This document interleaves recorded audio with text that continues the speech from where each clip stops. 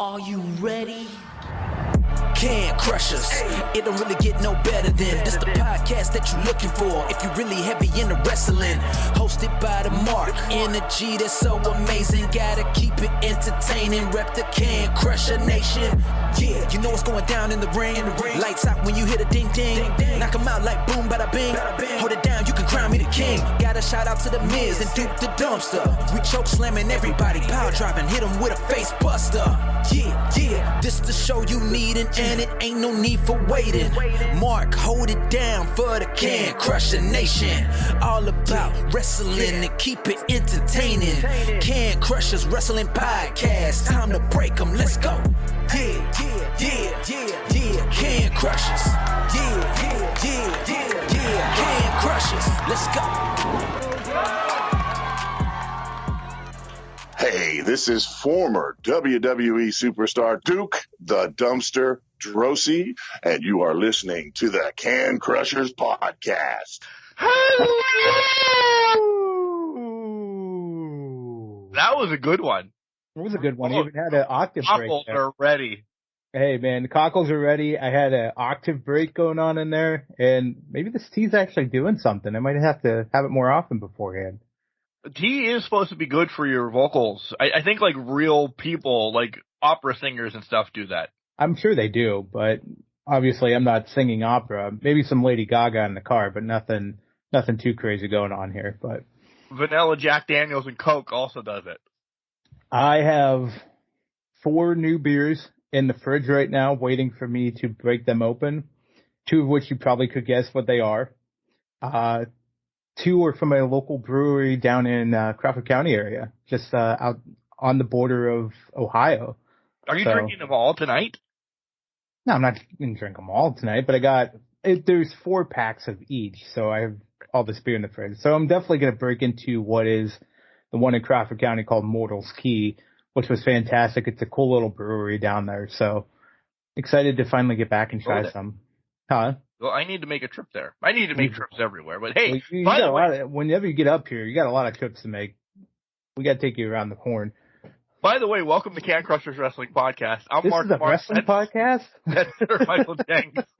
That's our introduction. Can't tell by the first segment ever, but no, not at all. Yeah, I know. I really do. And again, far-fetched from what we were going to talk about. It just needs to happen. And I never want to intrude because I know it's you and your ladies' weekend all the time. And I don't mean all the time, but, you know, I love giving you guys a thing. So maybe I twist your arm to take a Wednesday or something off. Or I just come up on a Friday. Well, yeah, because Fridays, we record Fridays. We make a shit show Friday, a shit show podcast. Yeah. I probably sleep in the bed of your truck. And then, you know, I leave when you leave to go wherever when she comes up. You know, I don't just have milk crates in the living room. You could probably sleep on a couch. I think there's an air mattress somewhere around here. But nah, man, I'm always for it. But I appreciate that. And that's the hard thing about having it being long distance to a point. Yes, it's only like 45 minutes away from each other, but you only get to see each other on the weekends mostly. So it's kind of hard. And I know it's hard there's been things that have been hard to comprehend for those outside of the relationship that's our time. We need to do it. We're willing to do family functions and we're willing to do things, but we also want to build this thing. So it's kind of like I have to balance. We just need that time together and that. So I appreciate you thinking of that. But you come up during the week, come up on a Friday, we'll hit the town, we'll get buzzed. We'll try to put together some sort of coherent podcast that night and then, pass out. Watching On Patrol Live. Can Crushers. Just ask Can Crushers podcast after we paint the town red. That would be fantastic. Or talk about that Thunder episode that we were going to talk about last week. Watch it live. Live reactions to that. There's plenty coming up, folks, so just stick and stay with Can Crushers. Yeah, I know. We're closing in on the 500th episode, so you don't know when you're going to get this shit show versus the 500th episode shit show. You know, they're all going to be here. It's all going to be coming up here. 491, by the way. As I look at the 491 as we live and breathe. So Lots to do on this 500 episode, by the way. We're going to probably glance, like the quickest glance on wrestling that we ever have for the week that week. And then, guys, what's the phone number? Let's do that now because we really want you guys, the nation, wrestlers, referees, promoters, anybody that listens that has ever just had your ear holes licked by us, call in. It's hit already, by the way. We've already got the kinkiness has already broken out of this podcast here. Right? Call in and tell us your favorite moments that we have had or things that you remember or just do a congratulations, whatever. Even if you want to do the email and we'll read it live, but we really want a lot of randos on the podcast saying stuff so we can, like, listen to this guy. No, we're kidding. I am, at least. Well, if it's the one rando that keeps calling us 12 times in a row, you know, that definitely deserves it. He deserves every inch of it. But his will happen at 5:01 though, because he'll just forget about it. Because he will. I'll have to remind him. I know I will have to physically remind him to do it, and then we'll get 14 in a row. But the phone number, 814-299-6687. 3-minute message. Give us your shouts. Hate on us. Love us, shower us with praise, or spit fire on us, if you will. And listen, we're taking all of it, 500th episode or whatnot. CaneCrushers69@gmail.com. All of it's welcome. Bring it on. We're going to love it. We're 9 away now. 9. Are you getting more and more hyped for it to see what the nation does, what they don't do? Do they actually love us, or they just listen to us to mock us? I'm getting hyped. I feel like we got some love out there. I also feel like we're going to get inundated with the hate, and that's fine. Inundated us with the hate. But, you know, I'm excited. I am. I'm also, you know, wouldn't be surprised if there's a big goose egg, if you guys just dropped a goose egg just for the hell of it, just to mess with us. That would really make me sad. Then be like, Kelly would call in. Good job, Mark and Mike. You guys are great. Hey, okay job, guys. No, but I look forward to it. I'm really excited. I'm really hoping that everybody calls in, gets in touch with us, and gives us everything that we deserve on that day. So it'll be fun. What about you? Are you looking forward to it? I am, and I'm actually putting 2 and 2 together. When did I say that was? The 16th, right? I think, of September. Of September, right. Yep. And if my thoughts are correct, we should just make this official now.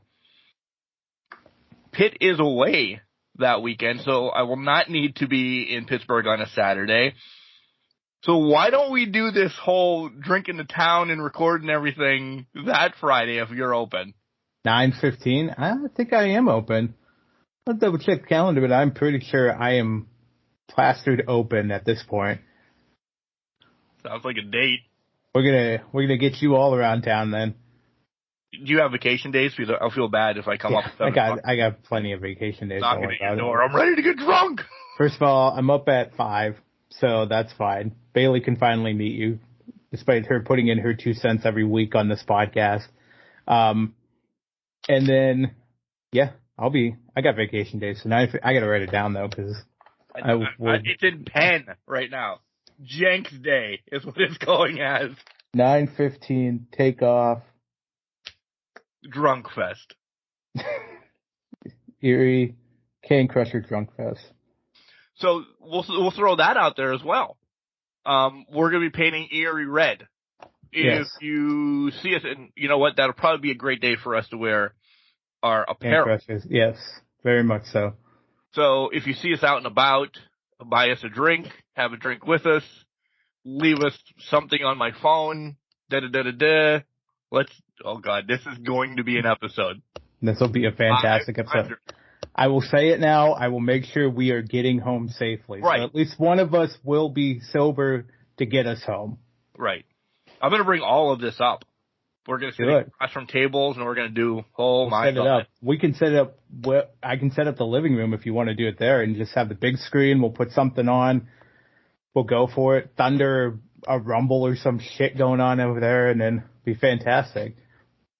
We want to apologize to our significant others right now because the following day, woof. It'll be a long time since I've done anything like that. Yeah. Mike's son. Oh my God. Patrick's Day. And by the way, he's saying Spence, not Pence. Because I heard Pence first. I did, yeah. Okay, I was like, I thought I heard Pence, and I'm like, what? And then I'm like, yeah, Spence. Spence. Well, he's Canadian as well, so Spence, Canadian listeners. There was a lot that year that went wrong the next day for a lot of people. So, but how was your week? I've perked up pretty well now. I got plans in a month.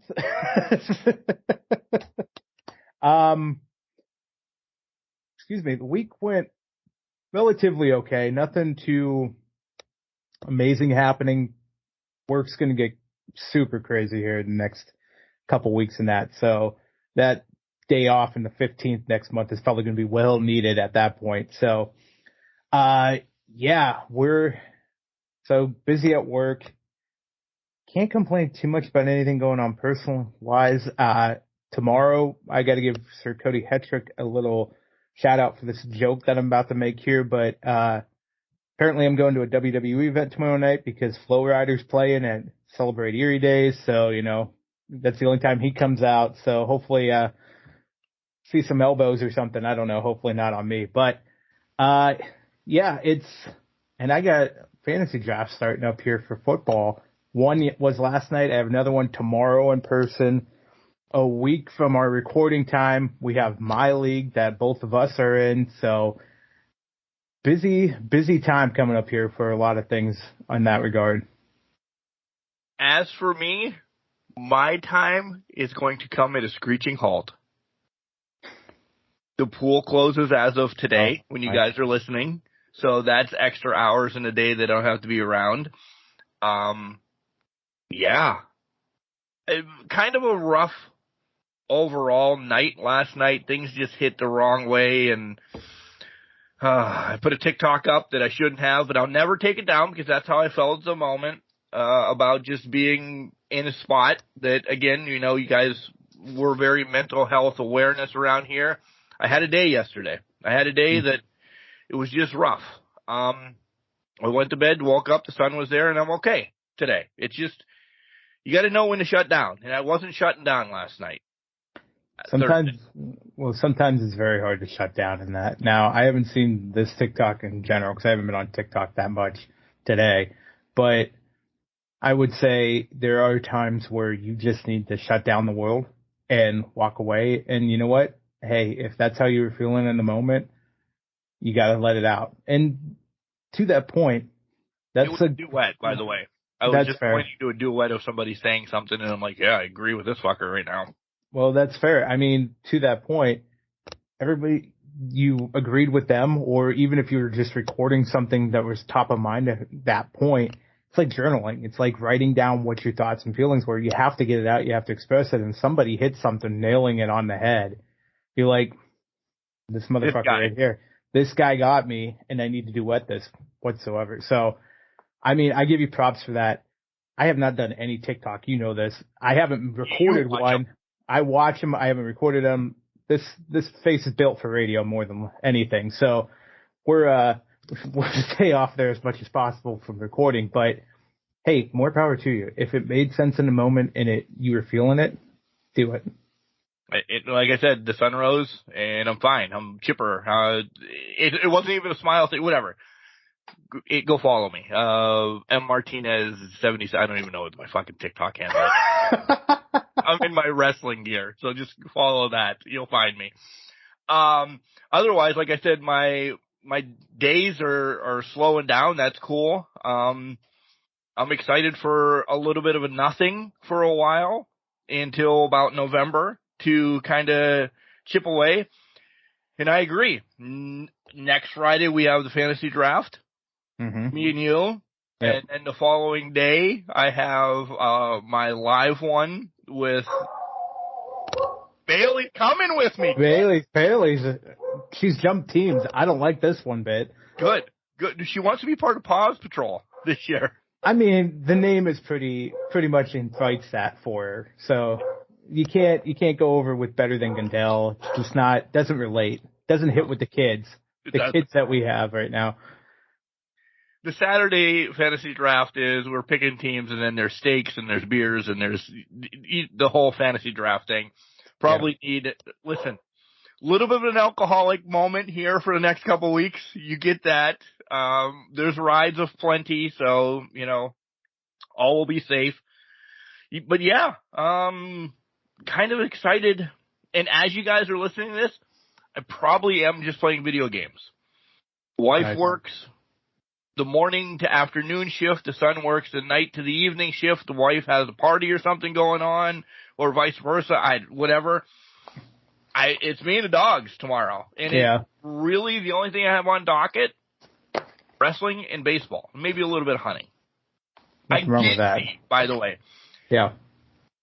I may have to get this Texas Chainsaw Massacre type, but did you look at the gameplay of it? I didn't look at the gameplay of it. I realized I was like, I did not hear this movie was coming out, and then I realized it was a game. I didn't look up the game yet. So is it good? It is. Now, I'm not a big fan of Fortnite, but it's 4 people per team, the killer's team, and there's real terminology to this. I'm not there yet.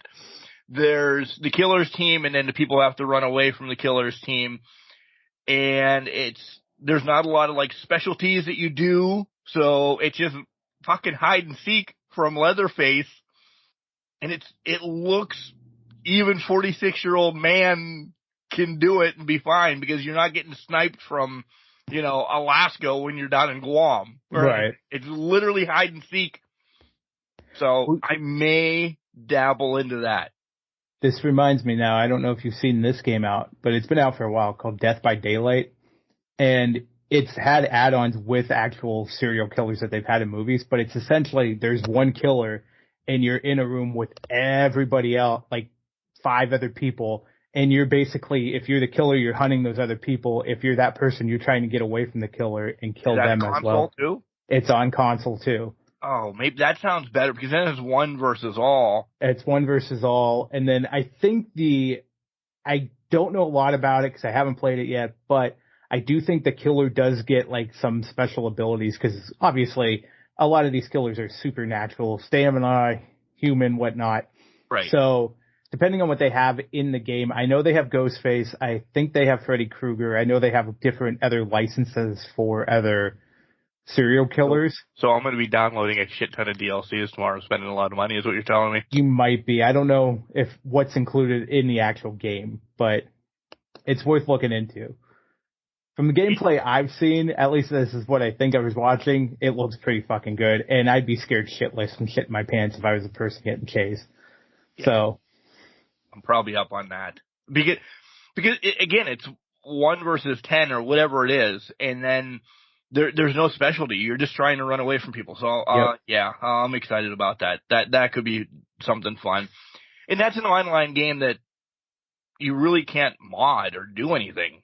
No, unlike baseball or, 99 of the pitches the guy threw against me the other day was all strikes and they were nowhere close to us. Yeah. So not that I've played online baseball with anybody, but you get my point. So yeah. Other than that, yeah, chipper, in a good mood, drinking some hard liquor, ready to go. Nice. Very nice.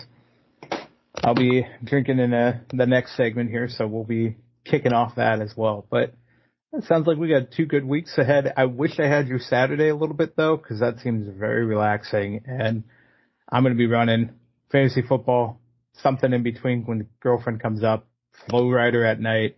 Oof. Is it at the Tulio, or whatever the hell it's called nowadays? No, it's actually, it's in the middle of State Street. So, middle of the road, what they do for Celebrate area up here is they close down our main street, which is State. Essentially it's Rib Fest then too, right? Pretty much. It's kind of like how they set up for Rib Fest, but it's even further. So they go from 4th to 12th Street or 10th Street. Yeah. So they close it all down, but the stage will be on 4th, and then they'll have up to about Perry Square, which is about a few blocks up, where they'll blockade off, and that'll be the main stage where everybody stands to watch the concert and everything like that. So I'm also going down wearing a shirt that says Florida on it, that has SpongeBob and Patrick running through a jellyfish field. So that's how I'm celebrating Flow Rider tomorrow.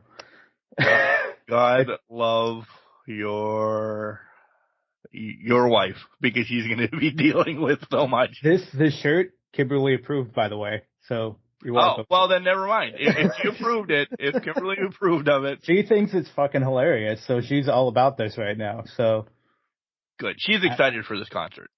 She has been. She was the one that was like, I want to go see Flow Rider because she's seen knows the couple songs that. Welcome to My House? Yeah, that one. Oh, I love that shirt, by the way. You can show me a picture. I'm sorry, they're on a boogie board. It wasn't running through a field, but it's still fantastic nonetheless. But, yeah, Welcome to My House, Apple Bottom Jeans, or whatever that song's called. And then there's one more. I Spin You Round and Round. The remake of that. There's another one too. I can't remember what the third one is, but she named those three, and I'm like, okay, we'll go down there. Although I don't know if she's going to make it the whole time, but we'll see what happens with that. But it may be better too. We'll get her going. Possibly. She's going to behave probably because apparently everybody under the sun's coming. So I got a couple friends I know that's coming. My sister's going to go down with my niece. Hopefully she won't dance because she actually injured her ankle earlier this week. And then, what else happened here? So I can't find it right now, but, I also know my boss might be going. Then from Kimberly's side, her sister, her brother's going. Actually, her brother's going to spend the night here afterwards. So we're going to have a lot of people there. So it should be a good time. I don't think we're going to get too crazy or anything like that, but it'll be a fun time, nonetheless. Fun time had by all. Find me in a SpongeBob shirt. Yeah. All right. The hottest take that we can talk about right now, Cash Wheeler. Yeah, this was some time. Everything's not in yet that we know, so this is just a little bit of our take. So don't take it verbatim. Right, this is all we can take. As I'm sure as every one of you has heard by now, if you have not, pay attention to our Facebook page because we have it there. Yeah. Cash Wheeler arrested for aggravated assault with a weapon I can't remember how they phrase it, but with a handgun basically. From what I've seen, it was a road rage incident that kind of just happened, and he doesn't know the two people. This was road rage fueled. He had a cash bond, which I think he's already done by now. I think it was only $2,500, but basically it boils down to road rage. They said he had a gun. He showed it, and it happened in Florida the day of. We're hearing conflicting times when this happened. You said you heard it was day of voting. Yesterday is you guys, whatever, but. Yeah, and I've heard or read that it was actually a couple months in the making. A warrant was placed out end of last month, and they basically, I think they just made a deal with him to kind of bring him in. Whatever the case may be, he was arrested today on the charges and booked for the aggravated assault. So there's still more to come. But from what Mark's heard and what we've all heard, it doesn't impact him showing up to All In, but it could have a definite impact on what comes out of All In. It could be a huger fine and possibly, what I read, up to 5 years in prison. Cash doesn't have anything else on his record besides punching that guy that attacked Bret Hart in the face. Which that guy deserved it, let's be honest. Right, that's not on his record, but trying to make light of it a little bit. Nothing on his record, so hopefully he gets help, one himself, because road rage is also something that needs to be discussed. Having a firearm and flashing it, that's not cool. But bonding out, he should, as of right now, as of recording, be able to make it over to All In. But let's talk about the ramifications. I would imagine the Bucks take the titles. I would think there's some due punishment in the world of wrestling then, outside of the life of wrestling, because there's that stigma, that connotation, that whatever bad word that you want to put on it. You're going to let this guy, It happened to the Usos. But then they got them back, and then so it could be. But to that point, they let the Usos keep it during that time too. Right. So 2 different companies we know. Don't throw shit at us, but right. So I think it's just going to depend on what Tony Khan's view on the thing, what it is, and that I know AEW has been monitoring it closely since whenever it came out, or they've known about the situation since it came up. So they've been kept in the loop.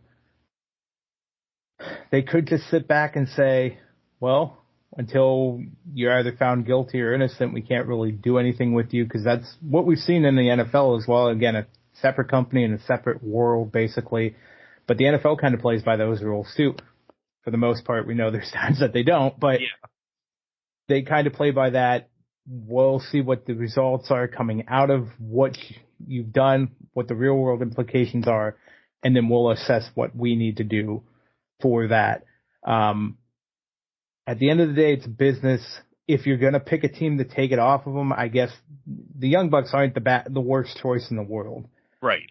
So get it on the Young Bucks. They have one more quick run. Maybe the Guns come back and beat them or something, and then, call it a day.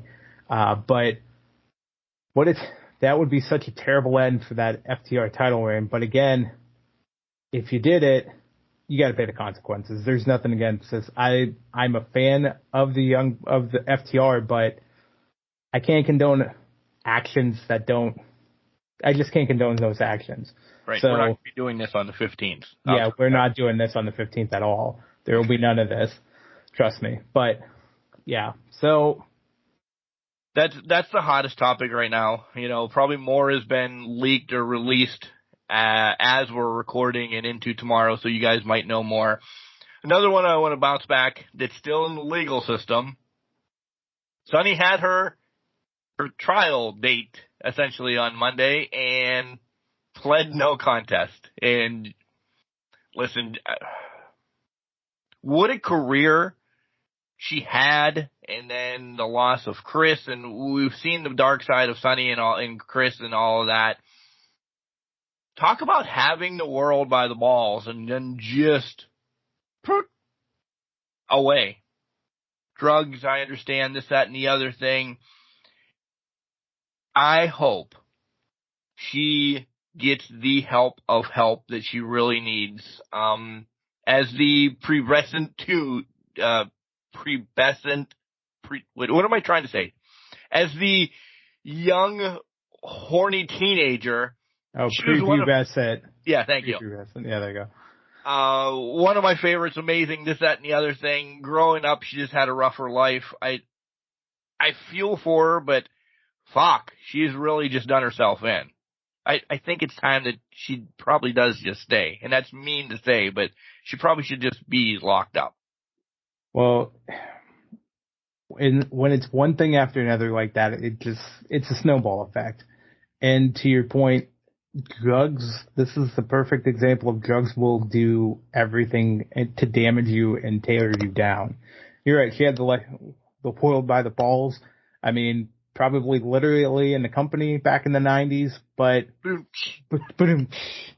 sunny days are ahead, whatever you want to say about that. But it could have started with Chris. It was probably, I know it was before that, but things just kept snowballing.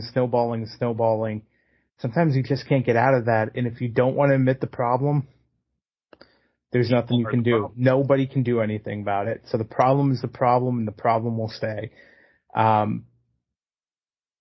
You want to feel for her, but then sometimes you just have to be like, these are the consequences of your actions. And this episode might be Truth and Consequences in Can Crusher Nation or something like that today. Oh, we're naming it early? We don't wait till the last 5 minutes. What?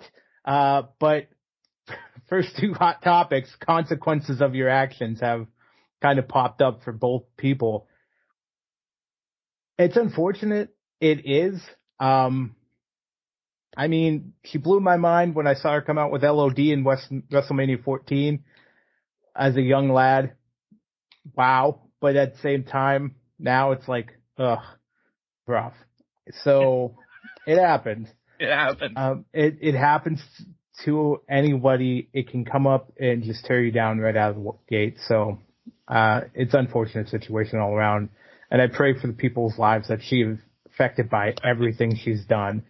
Not only in this case, but before that, because there's multiple others that came about. So prayers are out to those as well, but it's unfortunate.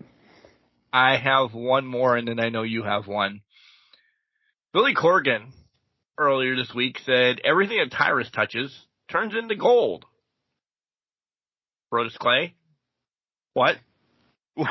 I mean, he was the Funkasaurus, so are you saying the Funkasaurus wasn't gold? Now, this is horrible. I don't know if I still have it on my phone.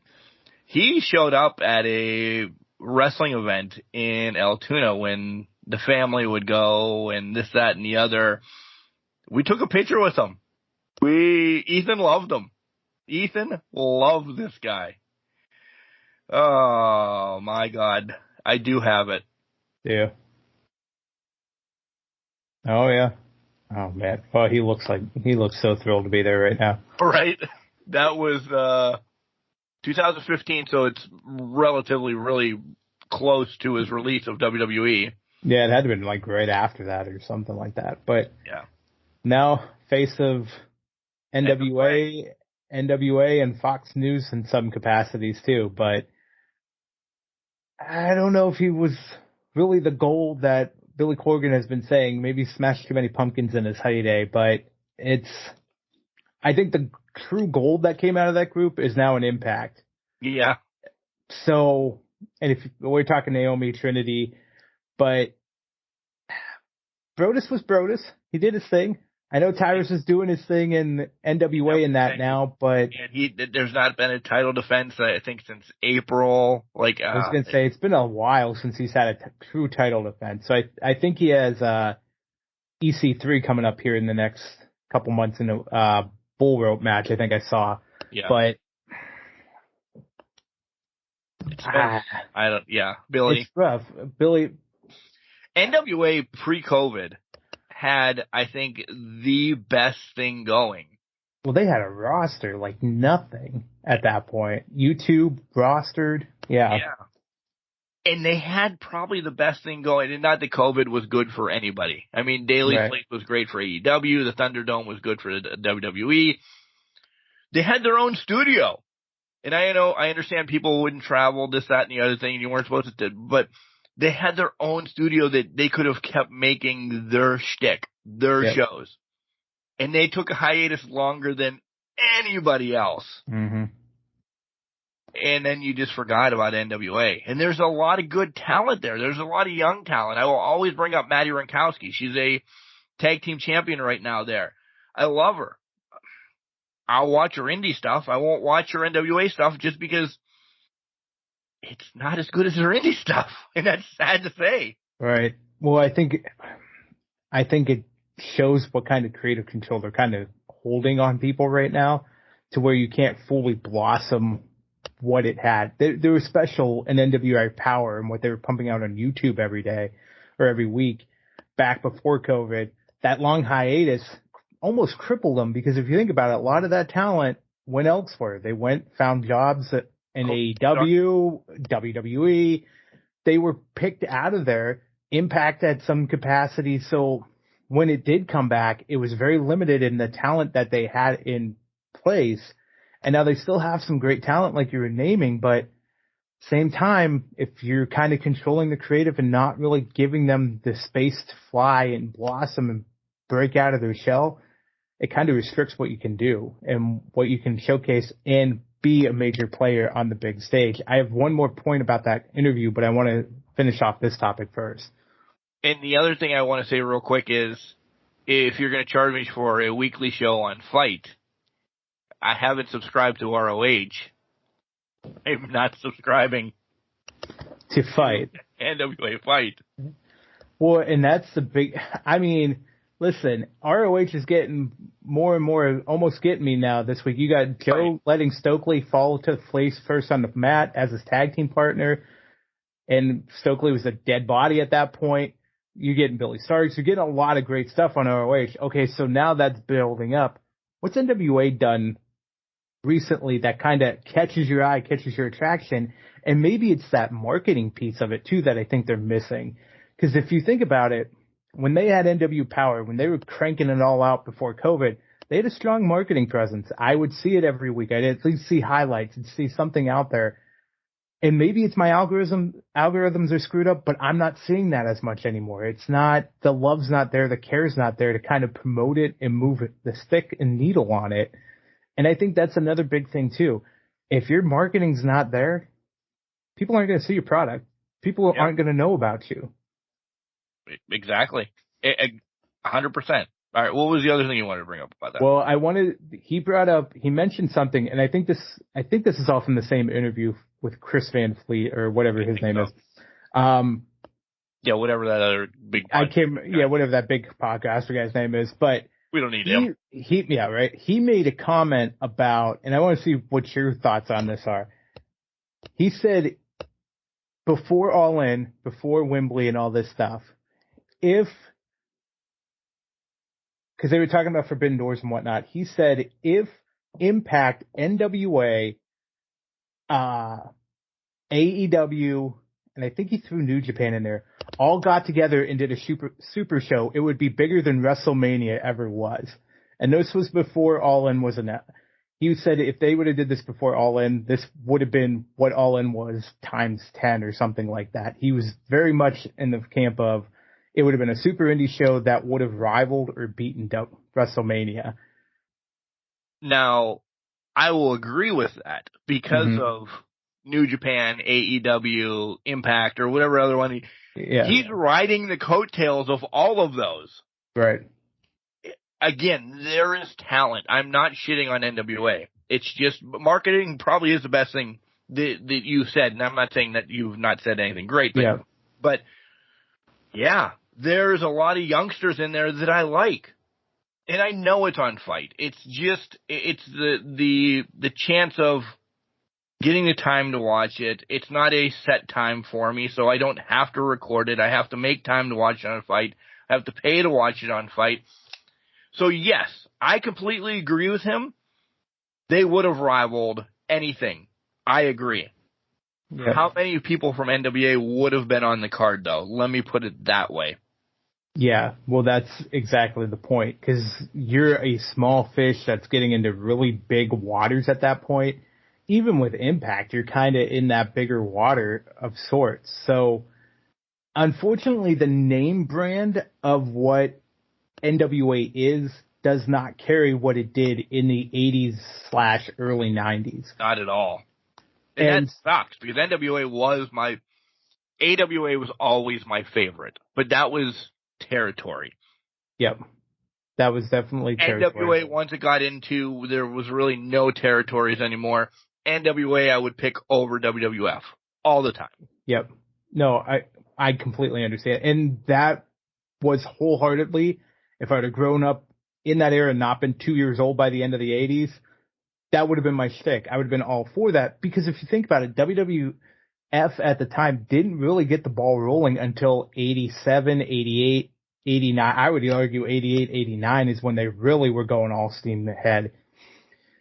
So at that point, NWA was your make or break, and that was what carried the companies. And then it all kind of just fizzled out, and it was probably when Flair jumped ship to WWF, took the title with them, and everything went downhill from there. But also, Jared getting stunned on TV by Austin by being the NWA champion doesn't help. But to run back to marketing real quick, I will always say this. NWA sucked at marketing as well. Yeah. They really did. Me and a couple other buddies had this conversation. I don't think we have to beat a dead horse anymore, because NWA is not NWA. But we said if NWA would have had WWE's marketing team, it would be NWA against AEW today. Yeah. I'm just saying they probably still would have been a player. Well, I think that's a very valid point, but I also think what's a good valid point is this.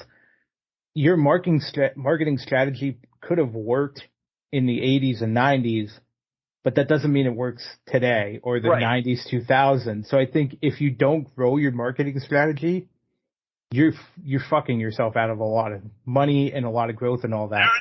There it is. There's the explicit. Hey, at least we waited till 40 minutes into the show, something like that. Yeah.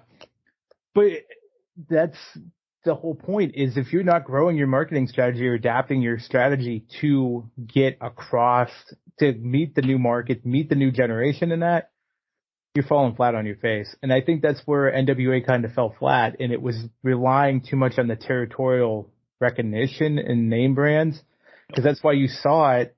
That's why you saw Jeff Jarrett with the NWA title in WWE. It was more of, we're attaching ourselves to this brand so you can see our title, because we're still a governing body across the country.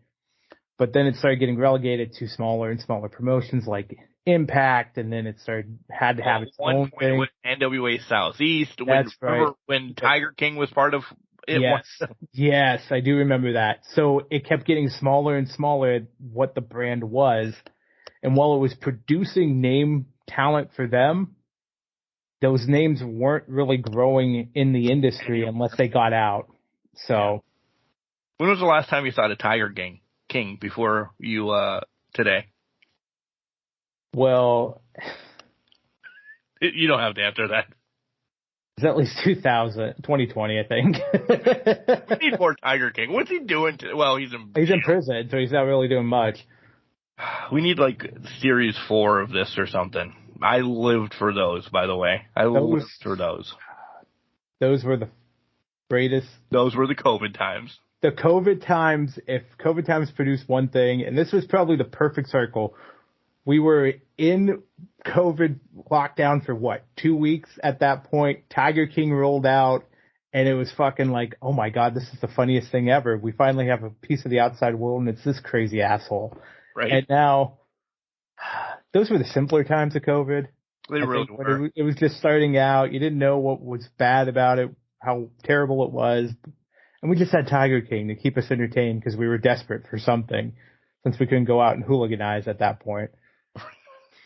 You have a hot topic, so we can get on to the week of wrestling. Go ahead. We got to get on to our week of wrestling here.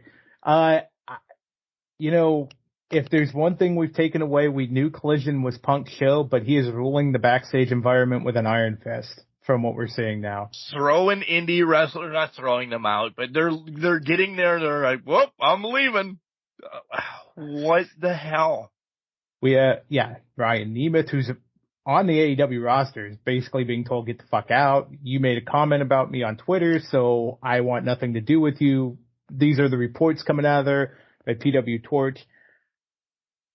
He's closing off the environment to basically say no drama filled, but when you do no drama fill, you essentially creating drama in a way. When you start banning people like Ryan Nemeth, who is Dolph Ziggler's brother, if you guys didn't know, probably did. Matt Hardy's banned apparently. Christopher Daniels is not allowed there.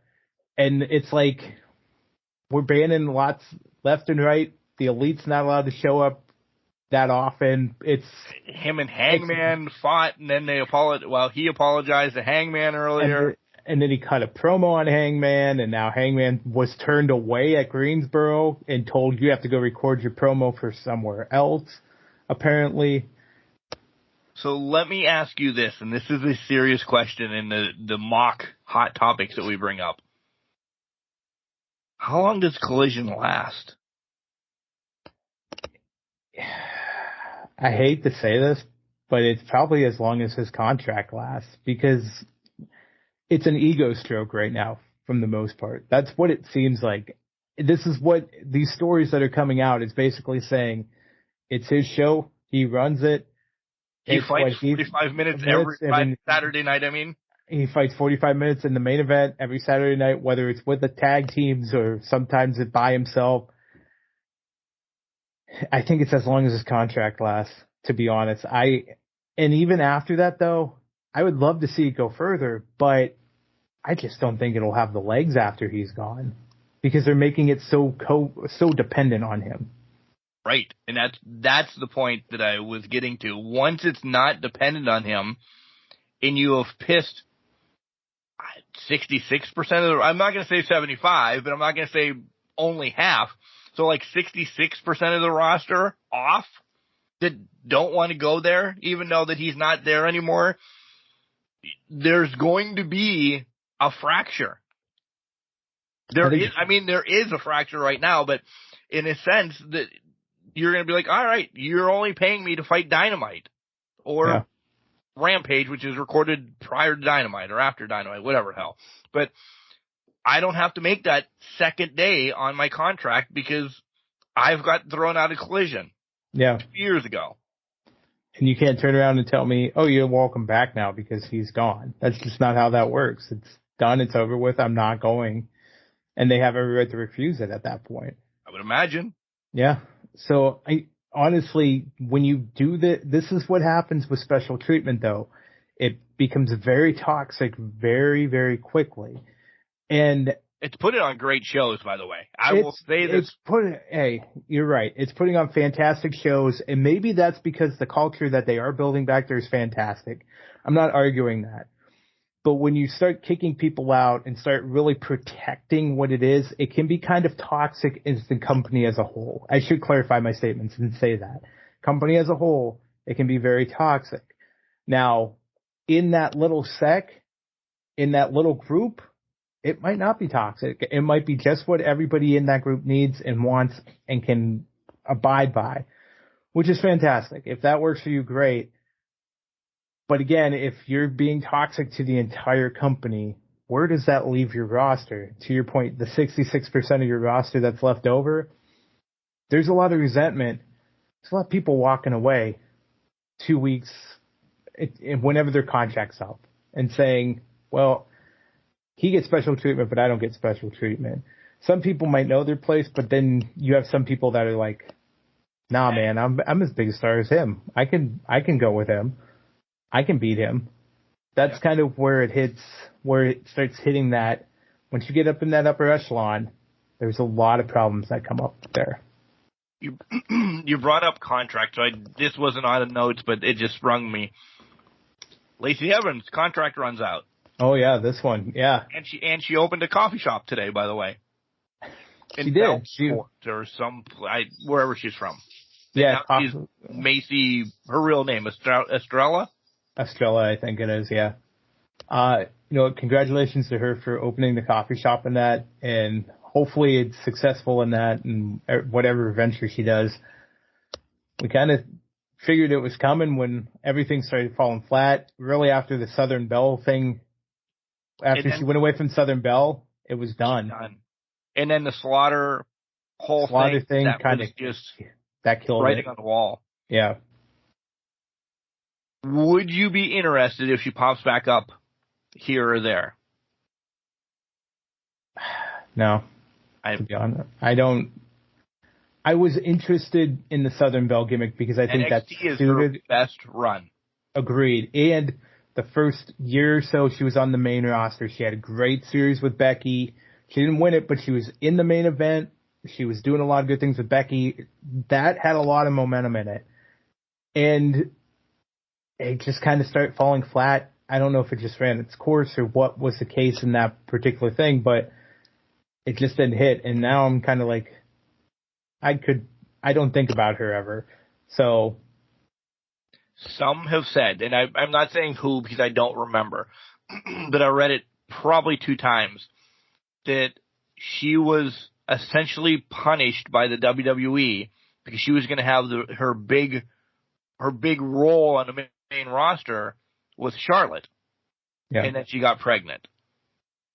So that was kind of this whole gist of everything was her punishment, and then just let her contract run out and go to the wayside because she was never going to be anything. I'm going to say this, and controversial as it may be, I'm going to say it anyways. That pregnancy was probably the best thing for her because she didn't have to date Ric Flair. And that's storyline. Yep. I mean, pregnancy, bringing life into this world, fantastic. That's a beautiful gift. Obviously, women have, I'm going to say this too, that women have the choice of whatever they want to do with child, but whatever. But, bringing somebody into this world, that's fantastic and doing it. that storyline was going to be so absolute trash and would have destroyed her character to begin with. Yep. That I think her getting out of it at that point in time, it wasn't intentional, obviously, but her getting out of it at that point in time was probably the best thing for her mentally. Because think about it this way. If the gimmick gets destroyed by a legend in a feud, I think that tears you down more than it actually builds you up. But if you want to say the company held it against her because she got pregnant and whatnot, that's more or less, okay, that is their problem, not my problem. I'm trying to do my best so what I can do for my family at that point in time. Agreed 100%. Truth or consequences is definitely what we're going to be going with because you're speaking the truth. All right. You got anything else? We have 2 anniversaries today that I think we need to call out. Okay.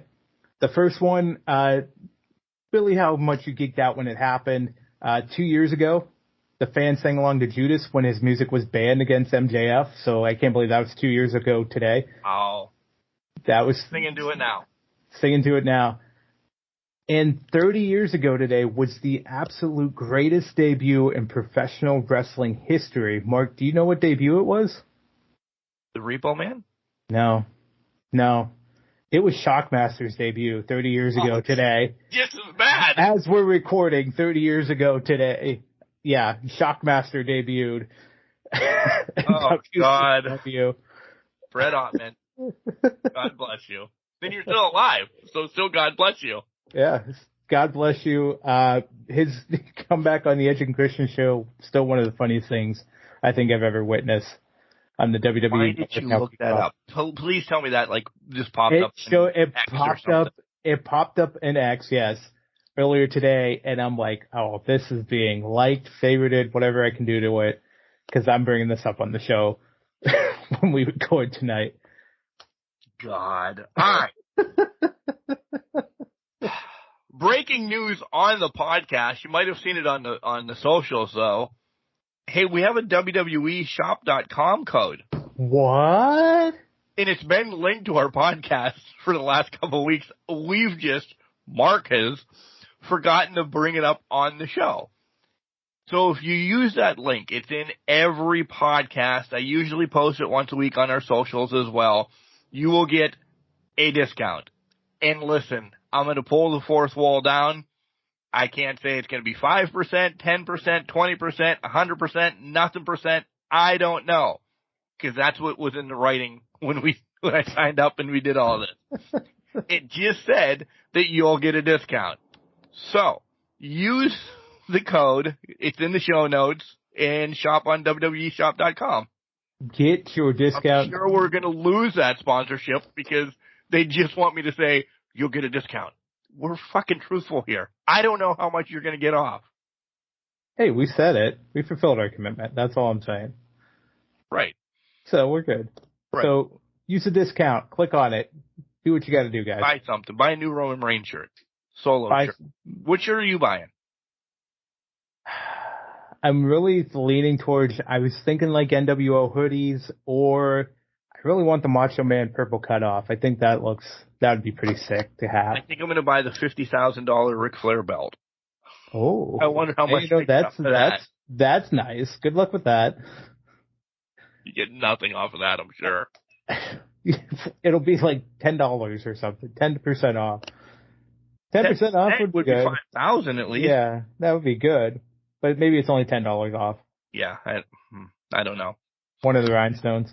Yeah, they take the rhinestone off. Take the rhinestone off, put a cubic zirconia in there, just a fake diamond. You get 10% off of collar and elbow, though. That I know you get 10% off of. When you use our promo code. Can Crushers, use it. Get 10% off. Buy what you want at collar and elbow. Yeah.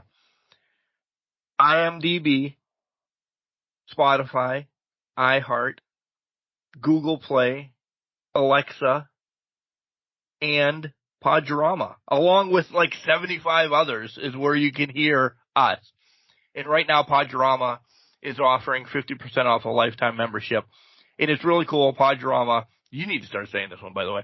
Podurama is a seamless sync. So wherever you're listening to it, on your iPhone, your Android, and you go on your laptop, wherever you pause, it picks right back up. You go over to Alexa, boom, it picks right back up. Wherever you're listening to it using Podurama, it's seamless. It's the perfect podcasting site to listen to. And it has every Can Crushers on there. We're linked with the big boys of Busted Open, Jericho, and all of that. So if you don't know how to spell Can Crushers, look up one of those. We'll be in the one that says, oh, you'll also like this too. And we're number one on all of that. It's because we are number one. We are number one. You should look at look at ours and say, oh, what is this Busted Open bullshit that's out there? I might give that a shot. Exactly. Even the talk is Jericho. Who's Jericho? Why do we care about that? Maybe we talked about him 5 minutes ago, but why do we care about that Jericho fella? I mean, that's the way it goes. Yeah. So yeah, go there. There's also a link to use all of that business in the show notes. Everything's in the show notes, by the way. You notice that, right? Everything. I do notice that. Yeah. I've been doing my due diligence. Facebook, Instagram, Threads, which I think Threads is dying already too. I think it was dead in the first week. And the X, which is, so there's only going to be Facebook and Instagram pretty soon. Yeah, X is giving it to itself right now, and it's dying pretty quickly. So Facebook, Meta's going to survive this whole thing. Maybe someday we'll get on the TikTok and let the TikTok reign. That needs to be a lot more, though. That's then just like we have to clip sound bites, or I have to, that definitely wouldn't happen September 15th. Nothing's getting clipped from that night. And as he said earlier, cancrusher69@gmail.com is our email, and our phone number to call in and give us our congratulations and anything else you want to give us to is what? 814-299-6687. Call in. I have that written down on his desk, by the way. It's in my phone, and I just don't pull it up anymore. I'm making sure I remember it. It's written down lovely on this note that I have in front of me. You got to have some cheat sheets when I'm doing this. My life is a cheat sheet. So is mine, to be honest. That's how I survive. Here comes Al to tell you more about Collar and Elbow. We're going to flip a coin during the commercial break and figure out which one we're talking about first. So good luck. Enjoy the ride. Wrestling. A love and a passion we all share. I've started a wrestling brand. The wrestling brand. A brand founded on the aspects of wrestling. Two entities working together to create a product that connects emotionally for people everywhere. Collar and Elbow is the brand. Passion and love for wrestling is the drive. I am Al Snow, and this is Collar and Elbow, the wrestling brand. This is Donnie Bambino, one half of the Bad Fellas, and you're listening to Can Crushers. I don't know how you're listening to it, but I'll tell you what, you better leave a 5-star or I'll come visit you, and you don't want me knocking at your door. Welcome back to Can Crushers, wrestling fans. It's Mark, it's Mike, and we're ready to talk about AEW on the flip. So we're going to talk about AEW, and there's a lot to talk about. There really is. But first, as they say on Big Brother, have you ever had fried peaches? No, never heard of them. Okay. So I have a guy that owns a peach farm or a fruit stand, vegetable stand, whatever. I got my case of peaches for the week, essentially. And friends have told me you need to, and I don't mean fried, I mean grilled. You put olive oil, cut them in half, take the pit out, put olive oil on both sides, 3 minutes on each side, and then when they come off, drizzle honey over them. Ooh. That's what I was eating at 9:30 this morning. By the way, I took a half a day today. That's what I was eating at 9:30 this morning. I know a way to make them better. They sound amazing right then and there, don't they? Yeah. Yep. Maybe throw a little bit of brown sugar on them. I think that would be good. But anyway, all of that over top of ice cream. And just vanilla, just plain Jane vanilla. I think that would be the cat's meow. That sounds amazing. Yeah. They were unbelievable. Ethan had just woke up. Kelly was at work. I'm like, we're trying something. Somebody told me about this. We have to try it. So I didn't grill them because I didn't feel like it was another monsoon down here today. I didn't feel like being out in the rain, so I just did it on the pan. I did all that, brushed them up, put them on the pan, gave them a little push so they got some color on them. Oh my God. Do it. I'll have to. That is my cooking for probably the next 6 months. I'm just going to cook peaches. Millions of peaches? Peaches for me. Me. Right? I love it. Beer. New beer is good. It is Czech Pilsner from Mortal's Key. It's fantastic. Looks delicious. It's got a nice hue to it. Perfect hue. Perfect color. Actually, a great can, too. I do appreciate this can. 2 colors. It's kind of like the Czech flag a little bit, I assume is what they're doing here, because I got the blue, the gray, or I guess the white and the red going on there. So, very nice. A little high ground information as well. Didn't get my hair cut. Didn't get beat up. Had a great show. And I got compared to, people are like, oh my God. Got compared to Harvey Wimpleman for when he worked his ass off in the Indies. The owner trained with the Wild Samoans often. Okay. Essentially, Harvey Wimpleman went through that whole category as well, too. He's like, you remind me of Harvey Wimpleman. People were like, oh. To me, I was on cloud 9 the rest of the night. Yeah. What he did in the wrestling business, he did it. Yeah, he did. He's like, that's who you remind me of. Fucking right. I'll take that. Take that every day. Take that every day. And I signed 3 more autographs. 3 more? Unbelievable. You're popular. Unbelievable. Like, I know, people were like, all right, but the guy came up, kid came up to me. Random guy just showed up. Some rando. Hey, buddy, how you doing? No. Fucking randos. Kid came up to me. He's like, hi, Mr. Ring Announcer, will you sign this? He had the whole, like, poster of the show and everything, and I'm like, oh, fuck, I'm not on this poster, kid. They didn't put me on this poster. I can't sign things I'm not on. Do you want me to sign the back of it, or? So I signed, like, where it said high ground. Because I personally, I feel that I shouldn't sign over anybody else, even if they no-showed or, I can't sign on a person. Because that's a dick move. I mean, you could, not foreheads or anything like that? On Fletcher Young, if anybody, but not ever the bad fellas. No, that's fair. That's fair. Not signing foreheads as a mascot or anything like that. Just that's a good thing. 3 more and some interaction with children, which I leave there beaming. I really do. I'm a goddamn child when it comes to professional wrestling and doing stuff like that. That's a good thing, though. You gotta love beaming, love it, embrace it. Yep. You're Mr. Celebrity. I mean, you are what drives this podcast forward. Please stop. The lady at Sheets also wants to know if I have to be nice. Personality. I know you're trying to be nice. I just don't take it. Wait a minute. Third personality? Now she saw my posts of my ring announcing posts. Okay. Okay. And 1, she knows me personally.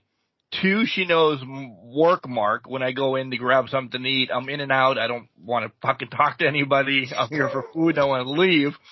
And then she's like, you have a third personality when you go to wrestling. I'm like, oh, yeah. I said, that one's about 5 years old. So, it's that one's podcast one, essentially. Yeah. It's the excited Mark versus dreading Mark versus regular life Mark. Yeah, I'm like here. Family Mark. Yeah, family Mark. Yeah. But Everybody, this is going to go down to, we're going to get to AEW. That always happens.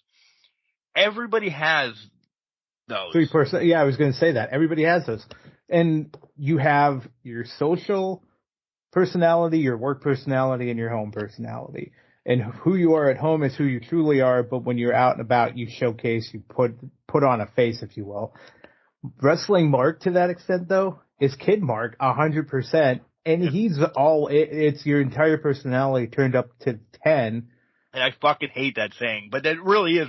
Well, then we'll say turn up to 11, like Spinal Tap, and just go that route. I mean, it is what it is. I mean, I'm the same way with wrestling stuff. So you go up above, so we can talk about it, we can get into it, and then we come crashing down after we're done talking about wrestling because we're like, well, back to real life. See you later. Big gulps, huh? See you later. On to Collision, because this is a wrestling show. This isn't all about Mark and Mike anymore. We talked about wrestling a little bit. Ricky Stark suspended for 30 days. How do you like this? I just spit all over the computer. This Jack Daniels is now really kicking in, by the way. It's going well over there. Really. Now, I'm going to take a note to get you a spit bib for when you're up here on 9:15. I have to wear a Yeah, coat just one of those. Yeah, we'll put something over you. You know, I would love it a lot if you didn't find a way around it with that manager's license. So, right, I think that takes a little bit of away. It does, because it's like, but I guess maybe that adds to it too, though, because now he's a heel, so he's found a way onto the show, even though he's not actually wrestling on the show. Who's he going to manage? Is it going to be locals? Is it going to be, like, he doesn't have a clique, air quotes, right now that he's hanging with. I hope he just shows up in like random matches and pretends like he's the manager for some people. Like even for the Acclaim, like the Acclaim walk out and he just shows up and he's just like, oh yeah, I'm with them type thing, but he's not really with them and he's just there to cause chaos. It could be whoever CM Punk's facing that night too. I mean, because if they're going to continue that story, maybe that's the path they go down. They can't continue with Ricky because Steamboat's not going to be there all the time, obviously. And I just realized I said Ricky. I was talking about Steamboat, not Starks, but Stark. Whatever. But yeah, you guys know what I meant. But yeah, I think it's not as impactful, but I guess it's a creative way to keep him still on TV and show that he's kind of a wormy, slimy fella at this point in what he's trying to do. Stirring the pot. Is he injured? Yeah, he could be. That's to that point. First thing that came to my head is like, oh, he's got something lingering. Nothing major, but something that's going to get him to. And he needs to rehab it a little bit, and yeah, so they keep him on TV. He doesn't appear injured, but he is actually injured. Yeah, that's a good point. Acclaim versus Iron Savages.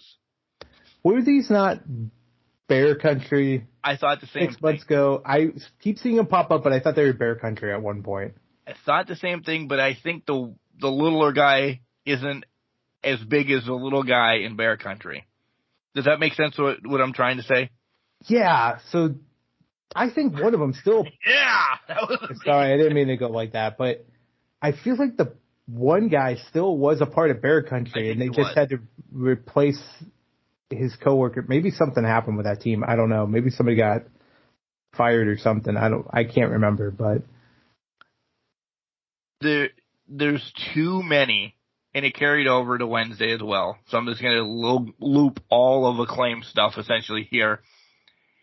Stop. You're giving it away that Daddy Ass did not retire.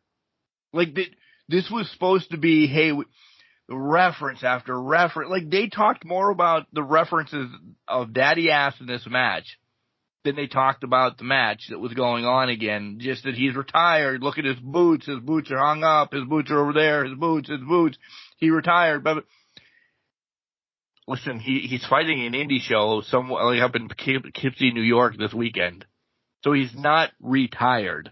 This is a story. It is going to be something with them in the House of Black. I would have to imagine. I would agree with that. It comes back to what we talked about last week with SummerSlam. Overselling at the commentary table, overselling in the storyline overall. Fine, you want to carry his boots around, that's fine, but good God almighty, do not bring up daddy ass every 5 minutes. It's not what we need. Let us forget. Let us walk away. Yes, he retired. On that point, I don't even think they should bring the boots out anymore. Yeah, I would agree with that. I think that's a little too much going on, but maybe it's like rubbing a genie in the bottle. Maybe they'll face House of Black and rub the boots and he pops magically up in the ring somehow. I don't know, but it's pushing and forcing the Acclaimed into something. That's kind of what it feels like right now.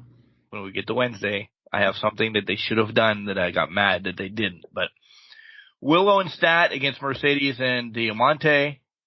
I like that my cousin and Diamante got the win on this.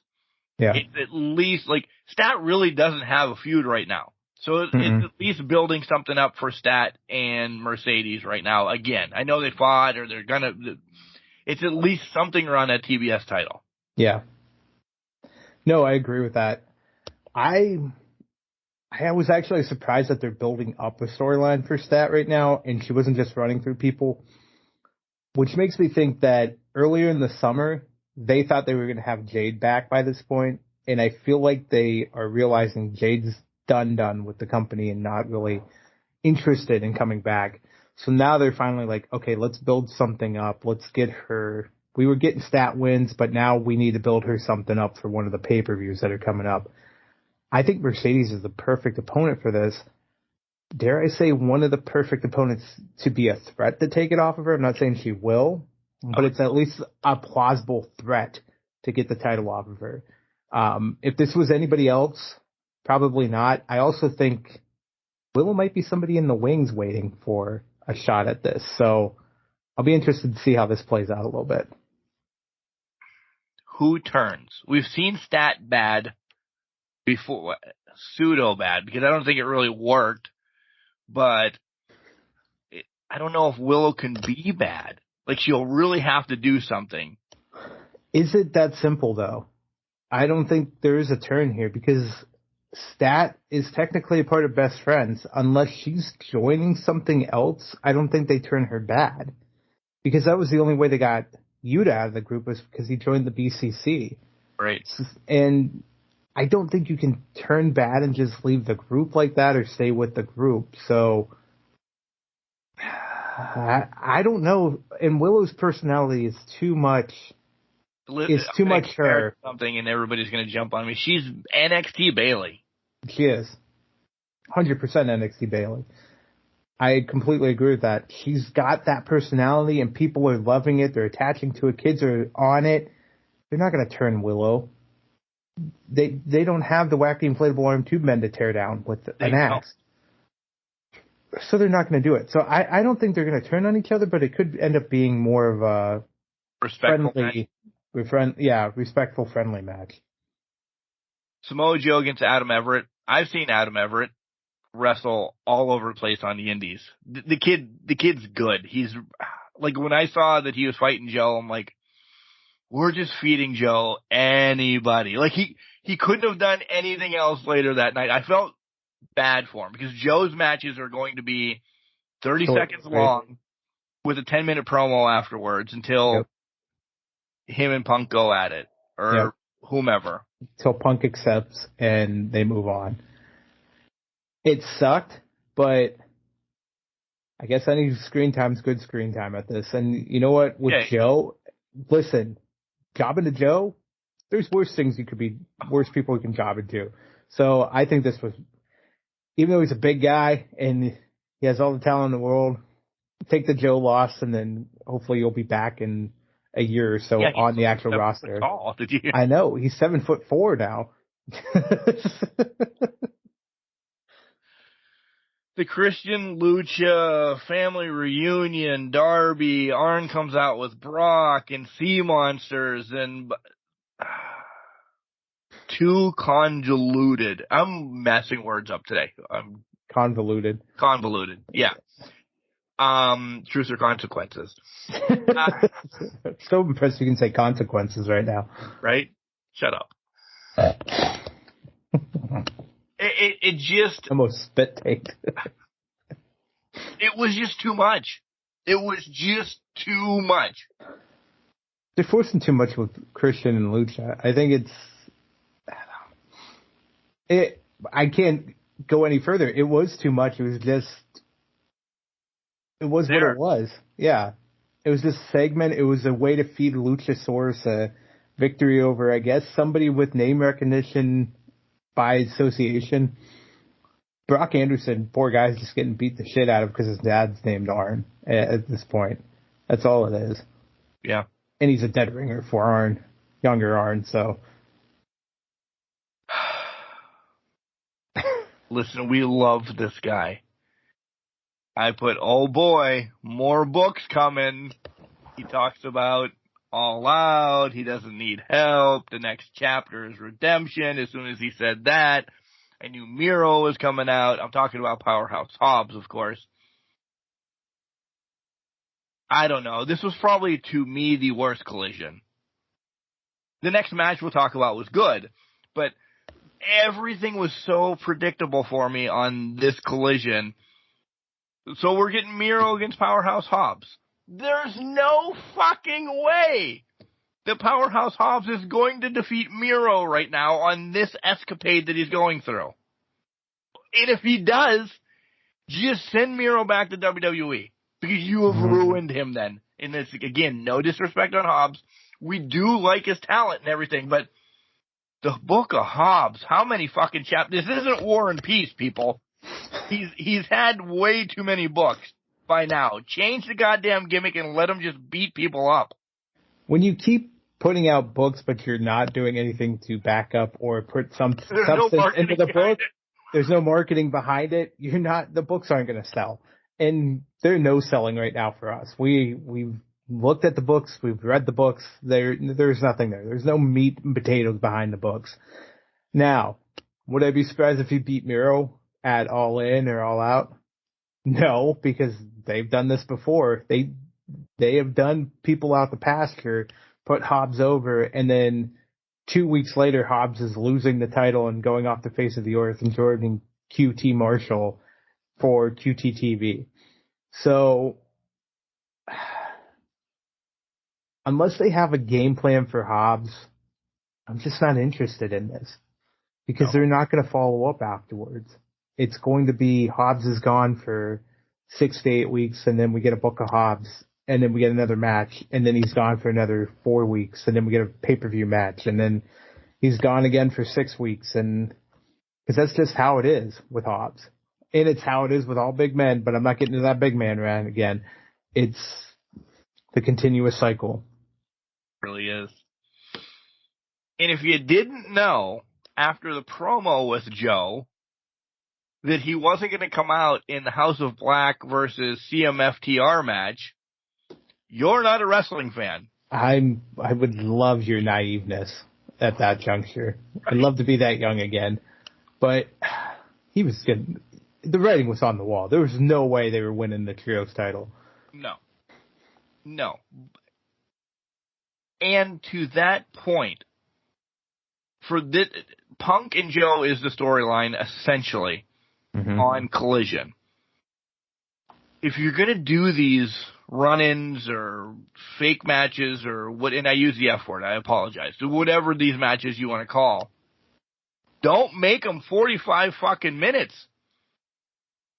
Because don't make them a showcase. They were showcased for 45 minutes again, and nothing happened in the match then. There was moves, there was this, there was that, but the only thing you're going to remember out of this is Joe came out. And ended the match for them. Right. Agreed. I completely agree with you, because when you invest 45 minutes into the time and it ends in such a fluke way, you lose it all. Unless it's a truly special match, and even then, it has to be an ending that kind of makes sense. Like, Yes. A lot of you could go back and say, well, Ospreay and Omega had Callis up in there and doing all this shit. Yeah, it made sense, but Callis didn't really figure into the final fall of the match. Yes, he contributed during the match to some things, but that didn't result in the end. In fact, Kenny Omega kicked out on one after the sequence of events. So if things like that happens, then it's a beautifully told story. But if you're just doing it to stretch out what is essentially you're wrestling for one particular person on the show, yeah. 5 people got lost in this 45 minutes. Shuffle. Yeah. All of the House of Black and FTR meant nothing to this match then. If we shit on WWE for doing this, but I think we're trained a little now. Make this your last 15 minutes. Yep. Again, we're going to go down this line because we're still waving this flag. This could have been another women's match. Have it be anything. Would shit on it, probably, or not, whatever. This could have been at least another 1 or 2 matches. Mm-hmm. I just don't want that anymore. I want true finishes. And in meaning true finishes, a winner. I don't care if it's by DQ or this or that or whatever. I just don't want somebody coming out, match over. Yeah. Somebody pulls one guy out, chokes him out, it's over after that. That's not how it needs to end. No. It needs to be, if you're going to invest the time, give us the true ending. Give us the FTR Bullet Club Gold match. Give us something major to happen to come out of it that's worthwhile investing our time in. Because if you're just going to call Collision an hour of Punk and other things, then call it that, because it absolutely feels like it's just dragging on to just suit one person and what they want to push. It really is. And that's why we kind of shit on Collision earlier. But we're going to Dynamite right now. Dynamite! I'm going to tell you this right now. The first hour was perfect wrestling. I was going to say spectacle, but it wasn't a spectacle because it was good wrestling. There were stories, there was stuff to be told, there was promos that were great. After this one thing, and we're going to get into that, and you guys already know, holy shit, did the whole show turn into, why am I watching this? I'm not going to lie. I did fall asleep for about 5 minutes during the second hour because I'm like, that one thing took it out of me. Yeah. And it was like, and I'm not saying I love or hate that one thing yet. Yeah. But that should have been the last thing. Yeah, there was a lot of good, I think, that came out of that to an extent, but I think we're on the same page. But there's a lot of good that came out of it, but at the same time, it did something to you. Did something to you. Orange and Yuta for the title. These two could thumb wrestle. These two could toe wrestle. We've said this before. Like, this was a good to great match. Again, Orange starts shows. He does things like this. This was somebody believable that I love to see Orange with. Did I think Yuta was going to get it? No, because there's just way too much going on. I love that Mox's move were used. I love that Mox came out. I just bitched probably 10 minutes ago about people all over the place. But this is setting something up. This was perfect. I love this. I really did. That Luchas came out, BCC came out, and we had the return of Eddie Kingston. Yes! Yep. And now we have a Stadium Stampede match. But BCC needs 3 more people. And who are they going to get? Who? That's, yeah, who? That's the $1 million question.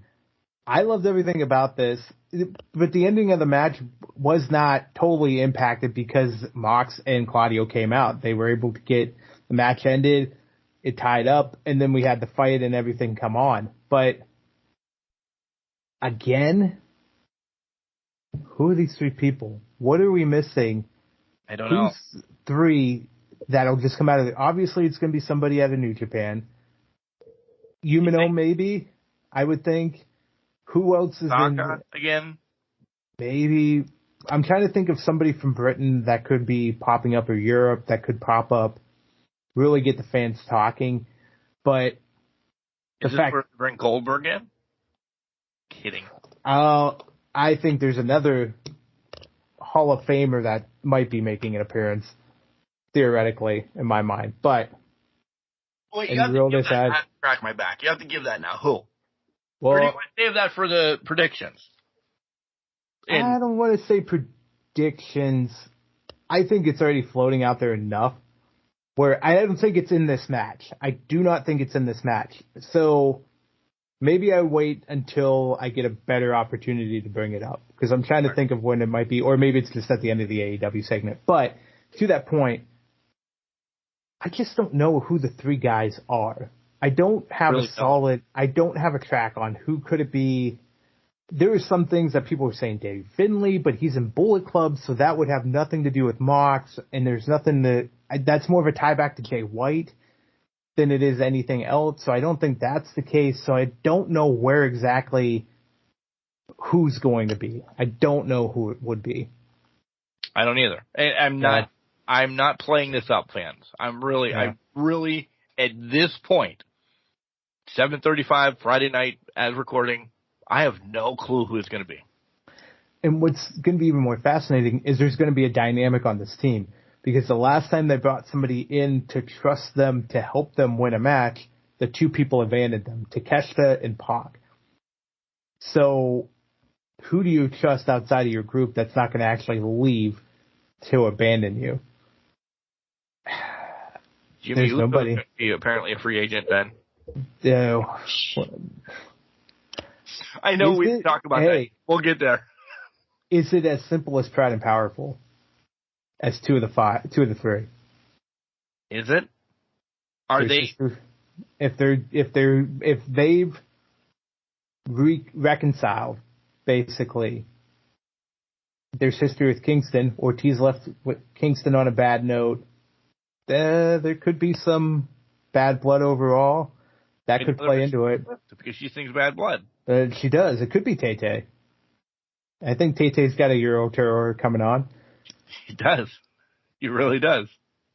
She also is going to be in Indianapolis on the day after my anniversary that we're not going to, because somebody didn't pick the right ticket thing, so we're not going. Come on, Kelly. Right. JR with Kenny and Callis. And there was a lot here. But first and foremost, I have to bitch. You couldn't be outside of a hospital? We knew this was not a hospital for Hangman. That was just the garage door of the freaking building. It's the closest thing they had to us. If they could have at least put up a cross of some sort, that would have been great. There wasn't a medic press that was closed that you could have stood outside of at night, because you're recording at night. The only thing that made it a hospital was the AEW security guy says, "Hey, you can't drink that beer right here." And then he proceeds to chug it. I, for one, am just glad Drunk Hangman's back. I am too. And we can enjoy this. But, yeah, they must not have been having licenses after you get kicked out of Greensboro. So. And this segment turns into the next segment, too. So let's just roll all of this.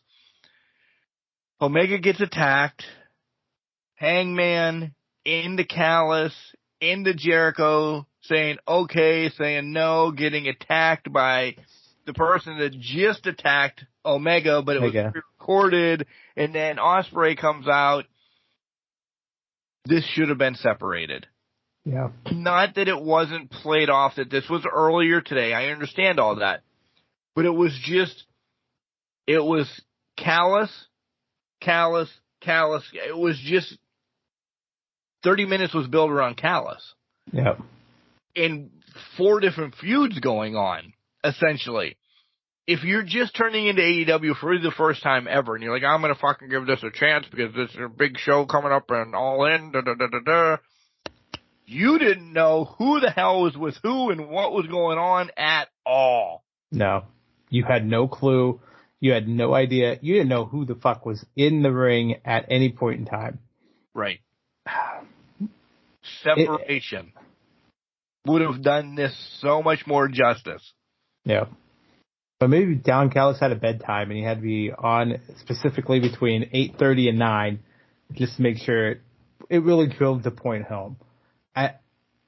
I don't know. I will say this. I have two things on this. One, can we not cut to JR in the middle of this brawl because he looked lost. He looked like he lost his puppy. He just having a rough time of it. Or he was just totally disinterested about what the fuck was happening. That, I think. And then I kind of wish he would have thrown a chair or something, just said, why the fuck you interrupting my interview or some shit like that and have JR just be ornery. The second thing is, I love the fact that they flipped the painting on its head in what it could be. In the terms of, it wasn't a generic, here's the friendship, the Festival of Friendship painting to embrace you with. No, it was Don Callis holding Jericho's head. Right. Severed head. Severed head. But I would also like to point out, I thought we were still getting wool pull over our eyes. Like, this was all like a skit between Callis and Jericho, because the way they were barbing, it was more of two friends going, kind of one up, yeah, kind of one up you, you're a scumbag, you're low life, whatever. That's what it felt like. Yeah. And I didn't think anything was going to come of it until they actually attacked Jericho at the end of the segment. I'm like, oh, okay, we're getting that. And then I totally forgot the whole Ospreay rumor thing. And then when Ospreay came out, I'm like, I still don't know if I want this match. When Takeshita hit first, I'm like, wait, he's already in that 6-man match that just announced 2 seconds ago. Yeah. Why is he attacking Jericho all of a sudden? They're going to pull him all for something. And then it wasn't 30 seconds, but 30 seconds later, Ospreay, I'm like, oh. Okay, I hope you guys can hear that, by the way. Yeah. Because it was me doing the same thing, and like, I don't know if I want this. 3 years ago, yes. Now, no. I don't think I want this. I think it's the track record we've seen with Jericho over this past year. Single matches with younger stars have not been his forte. Listen, spoiler. Book money on it. Ospreay wins this. He has to. It's in England. Yeah. It's in his hometown, essentially. If he doesn't go over, I hope they riot. Oh, I hope so, too. I hope Wembley just takes down the whole stadium and burns at that point. Because there's no way Jericho wins this match. He's completely outmatched in every aspect of the game on this one. But you know what they're going to do? They're going to do a hooker by crook type bullshit finish is what's going to happen, and that's how Jericho loses it. And you called it 100% last week. Sammy made the save, and Sammy's playing fucking second fiddle again. Yep. Sammy's back at it. Let me throw this out at you as a dark horse. What if Sammy isn't playing second fiddle? What if Sammy has joined Don Callis' organization, and this is the screw job that happens at All In? He turns on Jericho? Jericho at All In. That would be a shitty finish for Ospreay in his hometown. And I know it's not, he's there. Let's just call it his hometown. I think he should go over clean. No shitty finish or anything. I think he should just beat the Christ out of Jericho and call it. So maybe they do the Warrior finish, where it's after the bell, you have Ospreay and Takeshita just beating him down still. Sammy comes out. Yes. But then Sammy flips it around and starts attacking Jericho. Yep. Starts hitting him with the bat. That is what I want. Yeah. Because, again, what do we do with Jericho after this?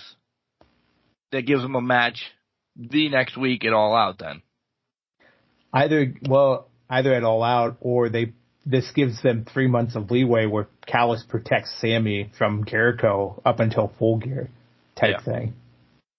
One or the other. One or the other, yeah. Yeah, that match will happen. Jack's retiring the FTW belt. Thank God. Good. I don't know. Taz was too calm on commentary when he said that. Right? He's like, what do you say? Like, it was like the other guy on the other side of the bar. What? Like Norm trying to listen to Fraser's conversation or some shit like that. That's he was reference, kids. Make sure you look it up. Yeah, right. Go back about late 80s, early 90s. That's way earlier than that, but okay. Oh, and we ran into the 90s too. Yeah, that's what I meant. He was too calm about it. I think Taz is gonna confront Jack next week because I would have thought. Now for us, because we talked about this a couple weeks ago, we said it all in. Jack comes out and then Hook shows up and then it sets up the match in Chicago. I would have thought he would kind of delay like the retirement, make it bigger, make it more brash, all in. Taz confronts him and then we get Hook and all that stuff. But I guess maybe they're running out of time with all the matches they have on the card right now. By the way, after we get done with the AEW, we need to talk about that. Darby and Nick Wayne against the Gates of Agony. Yes, we knew kind of that Swerve was going to be lingering around. I didn't think they'd get the win. I really didn't. Whoa. And Sting. Joker Sting. Yeah. I thought it was weird Prince Nana was nowhere to be found until Joker Sting came back, which that was entertaining to a point. It was definitely Joker Sting from TNA. It was unique in the way they did that. I like that a lot. Also, I'm going to stop calling them Gates of Agony. I think it's Baby Gates of Agony now because they can't catch a fucking win on anything AEW related whatsoever. Still ROH champions, though. Six-man tag champs, but none of them can catch a win on AEW to save their life. They should stay in ROH, hope for the best at that point. But, my God, yeah. But, hey, and did you see Sting and Darby attacked AR Fox at an indie show during the week? Yeah. So that was That was a nice little twist to this as well. So hopefully we'll get to see that on Dynamite as well next week or something, on Rampage maybe. Probably would imagine Rampage. Should be on Rampage, but who knows? So is it a double coffins match? I would assume that they can't be putting them both in the coffin, right? I don't know. I don't know. Maybe it's only get one person in a coffin. But either way, I don't think Sting's going in a coffin. I don't think Darby's losing them. I'll give that prediction right now. Sting's not going in a coffin. Yeah. Not to these guys. No way. No. Yeah, I don't know how that works. Again, I'm biting my tongue on everything I want to say.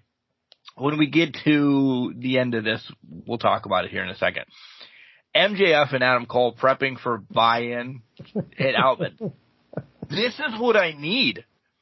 They're doing everything perfect. Some people are probably hating on this. I loved all of this. Oh yeah.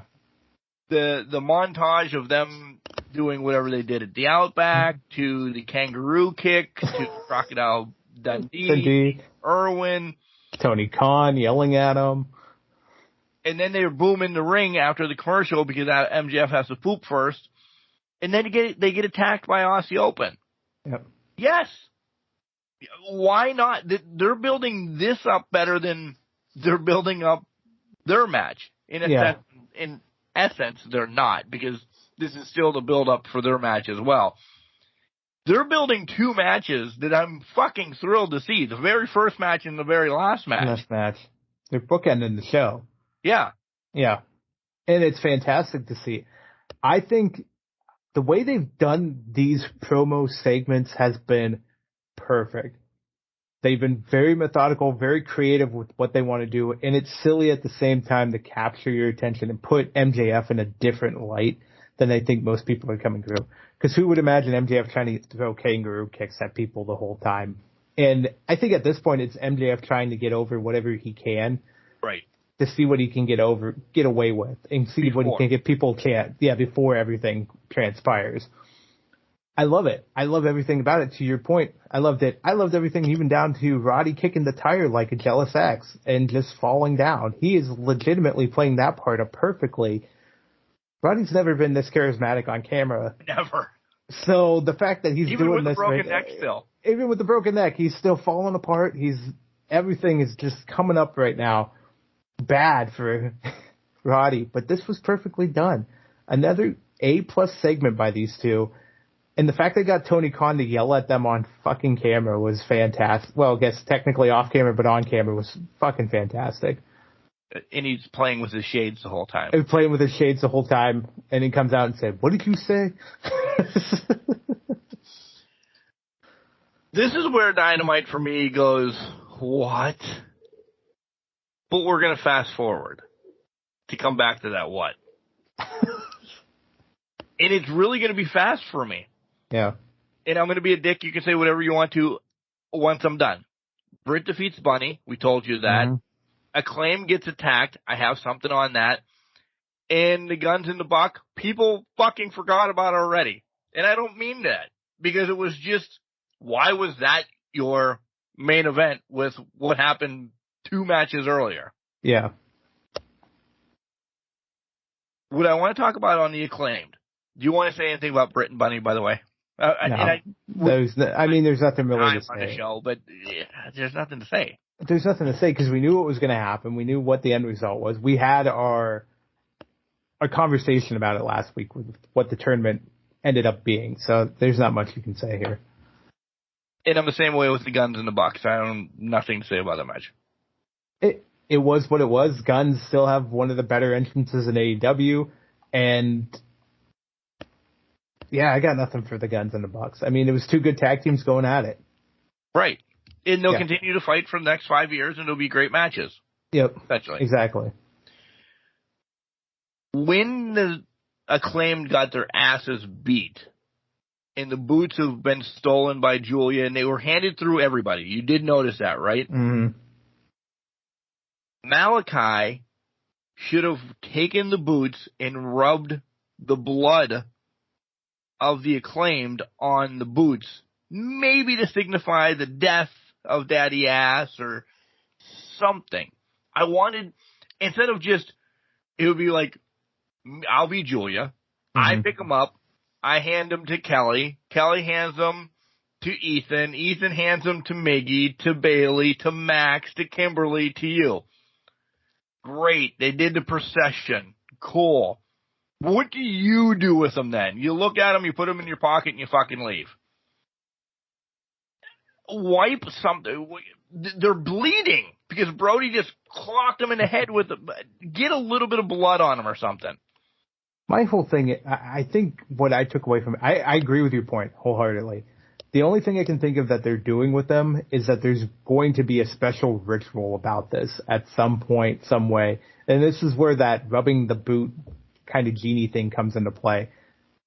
I think they're trying to resurrect Daddy Ass as their own type of thing. This just smells like it's not for the Acclaim, but they're going to resurrect Daddy Ass as their own type entity. And because he's the formidable opponent of all 4 of them. And then they'd have a senior member of Black, which I think would be... Wouldn't the blood mean more than on them?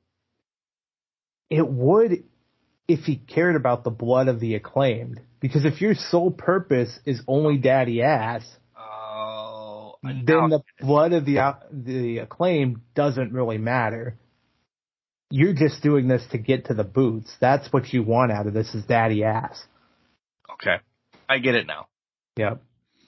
And even it could end up being that they just draw him back out of retirement or some shit, which I think would be pretty lame. At this point, you might as well just do a whole fucking spiritual, satanic ritual at this point and just bring him back as a House of Black member.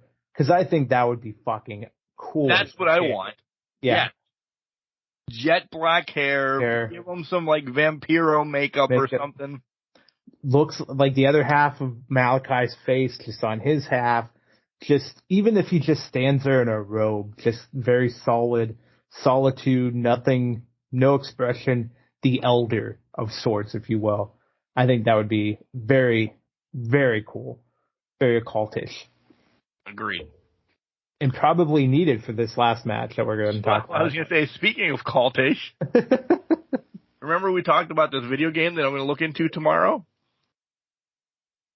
What the fuck was this? First and foremost, I will agree with everybody that said this. This should have been, we're not taking a break during this.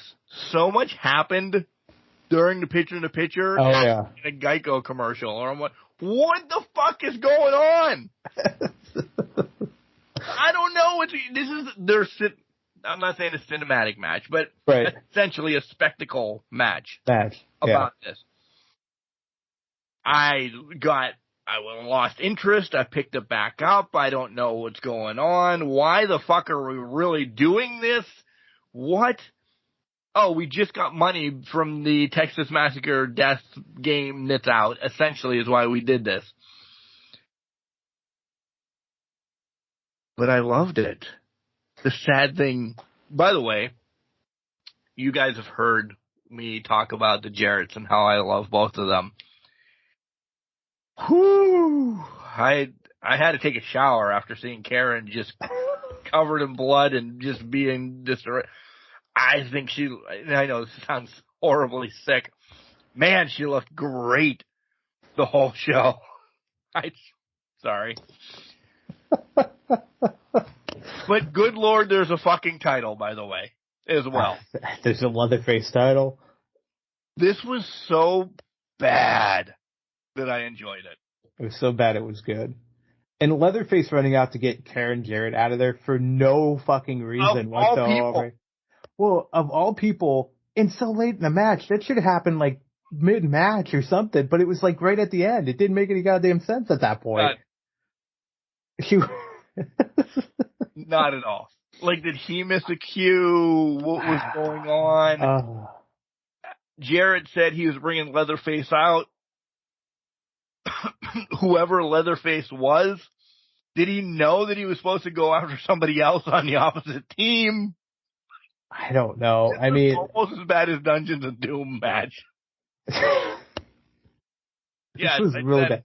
This was it was so bad it was good. The one aspect of this I didn't understand is why Jeff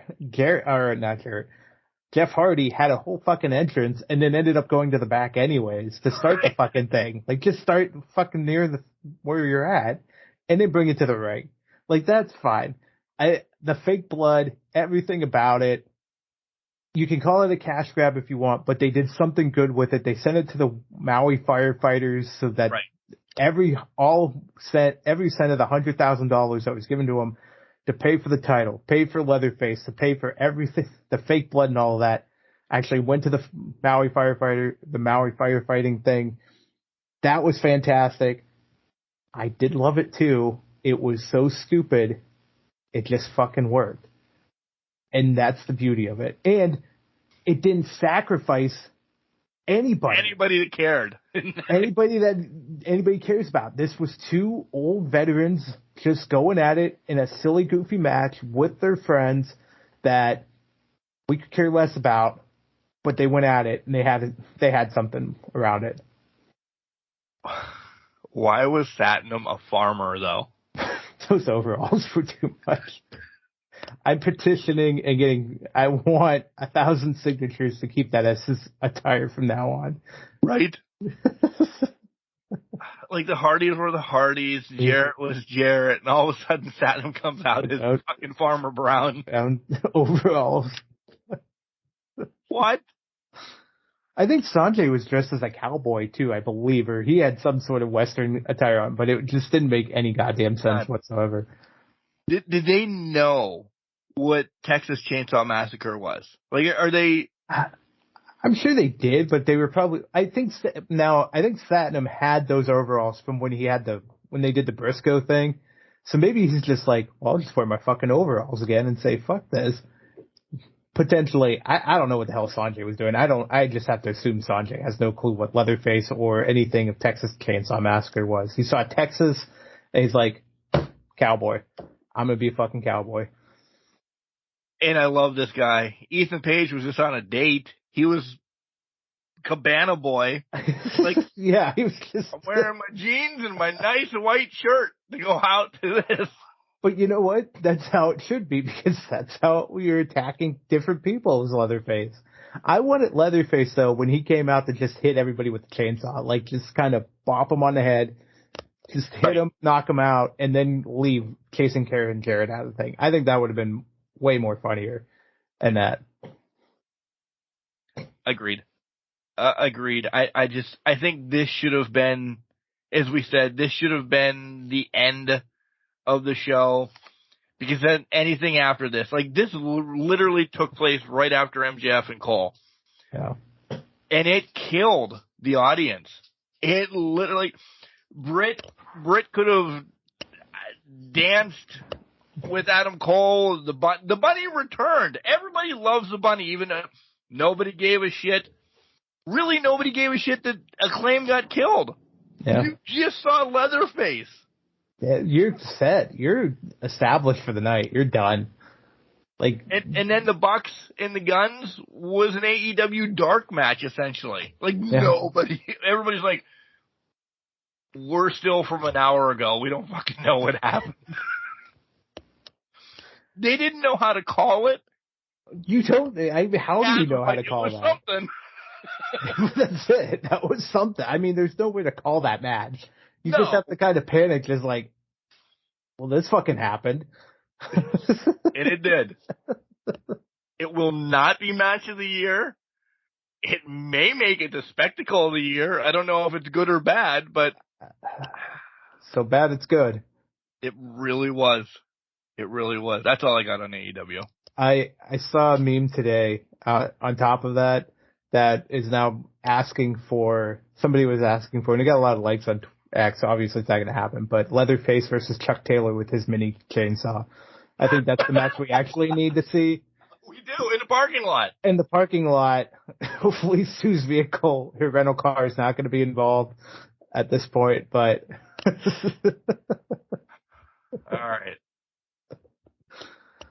I imagine WWE is not going to be as long. Let's take a break. We'll come back and talk about WWE SmackDown starting, so you'll hear us talk about that as well. What's up, guys? This is Devlin Macabre, and you are listening to Can Crushers. And always remember, guys, violence is the answer. You think you know us. Welcome back, everybody, Can Crushers Nation. Hey, we're recording on these. The face is throwing you off tonight. Is it? I'm too loud in your ear right now. I don't know if these actually work finally or what, but. No, it was your eyes. You think you know us. I think you know us. Well, I was trying to get into it. You did. I was getting into that.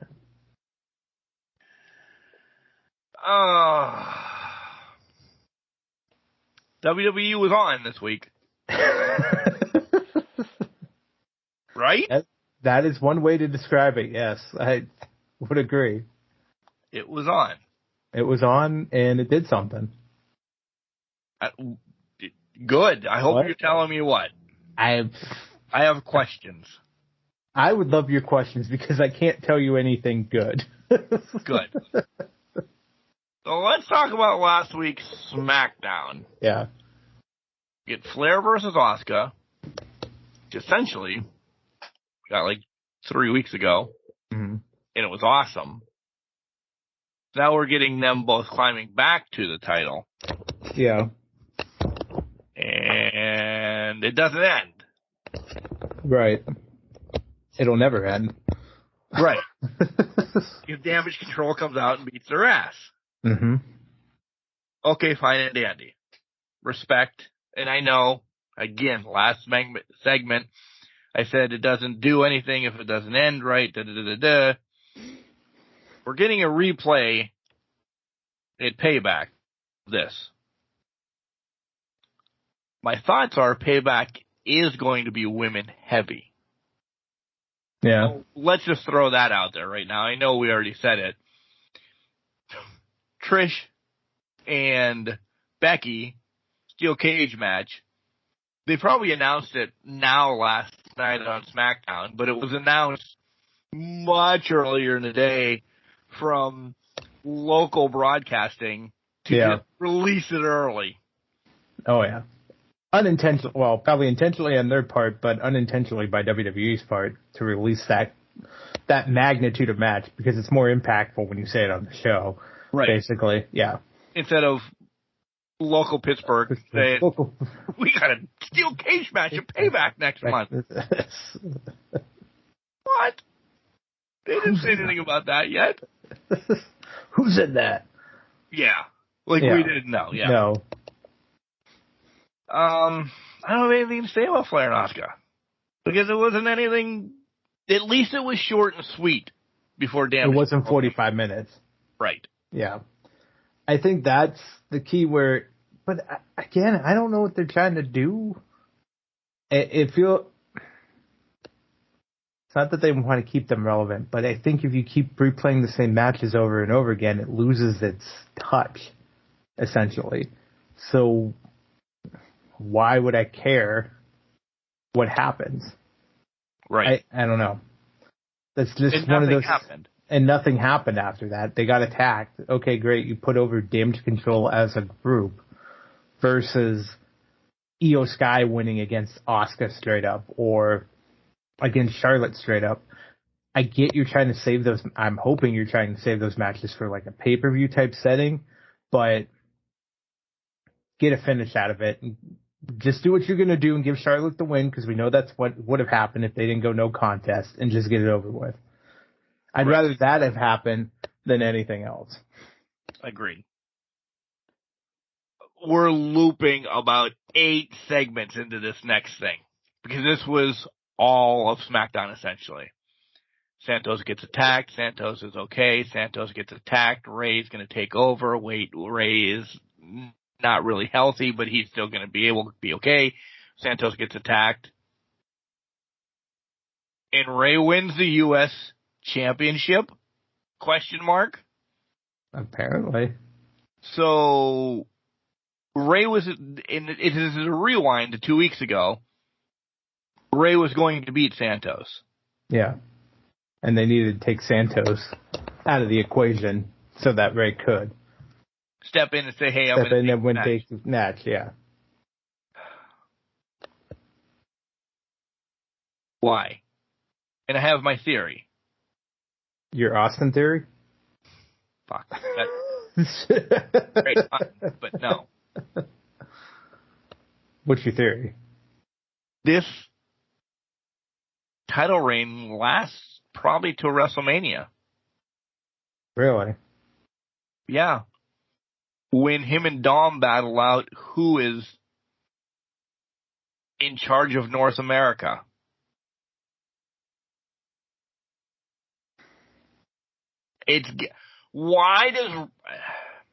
Listen, I love Rey Mysterio. He's on my sleeve. I really love Dom. He needs to make his way onto my sleeve. I don't know what. Maybe just the words Dirty Dom. You should just put Rhea's face on your sleeve. Right? And Bud would hate me, just though. Put Nami. Why? And again, no disrespect to Ray. Why is he getting the U.S. title at this point in his career? What the fuck does this do for anything? Does that make him a Grand Slam champion? Oh, cool. At one point, I would have cared about that. How many of those are out there now? Yeah. I think the other flip side of this is I think this becomes, I always thought of it as the catalyst for Santos to get on Ray. To beat Ray, to turn on Ray, the LWO, to turn on Ray, and go their own separate way type thing. That can carry it too close to the WrestleMania.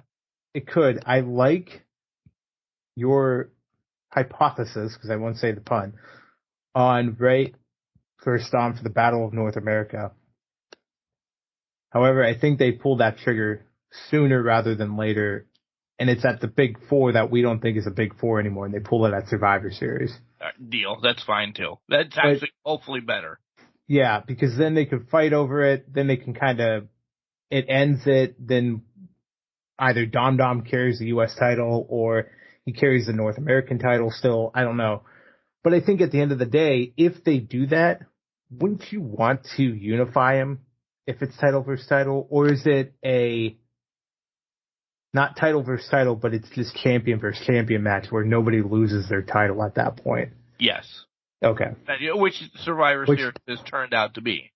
Yes, which then would put Dom over, and Dom gets his win over his dad.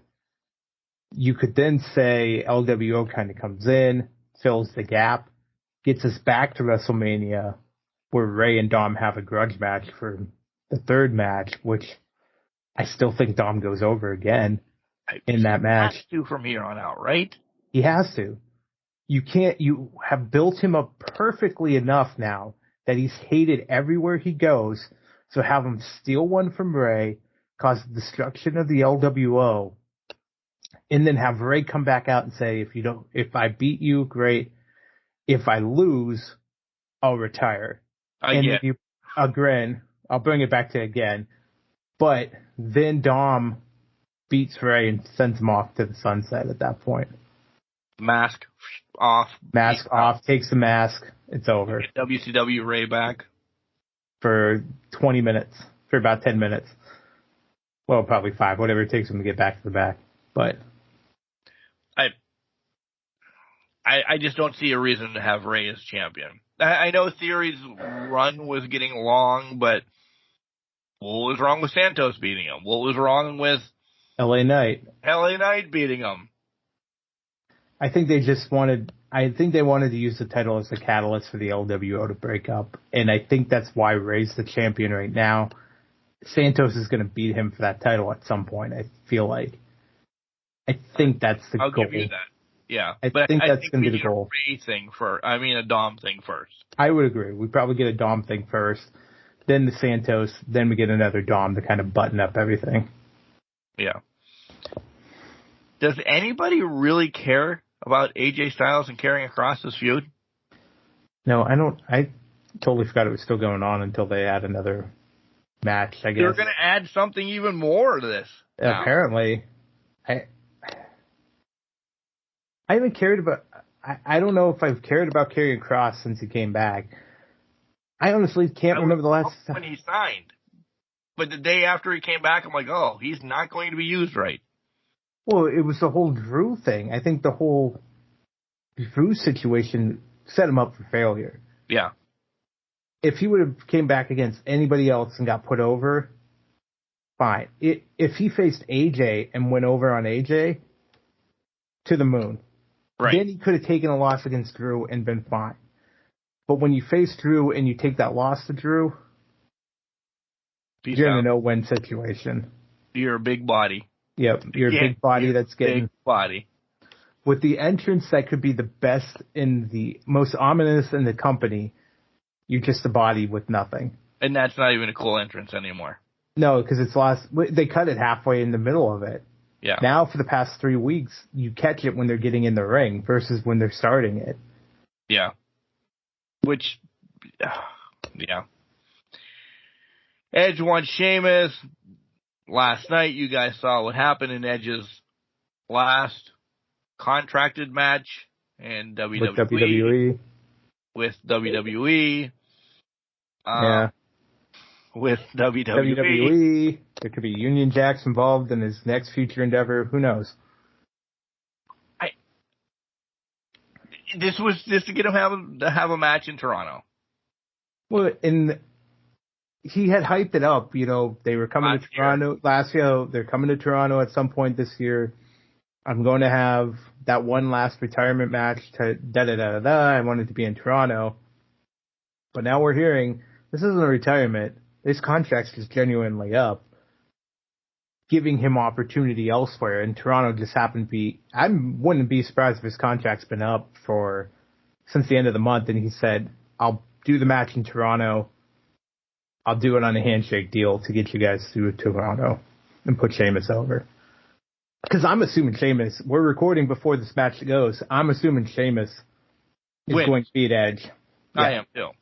To send him on his way. Yep.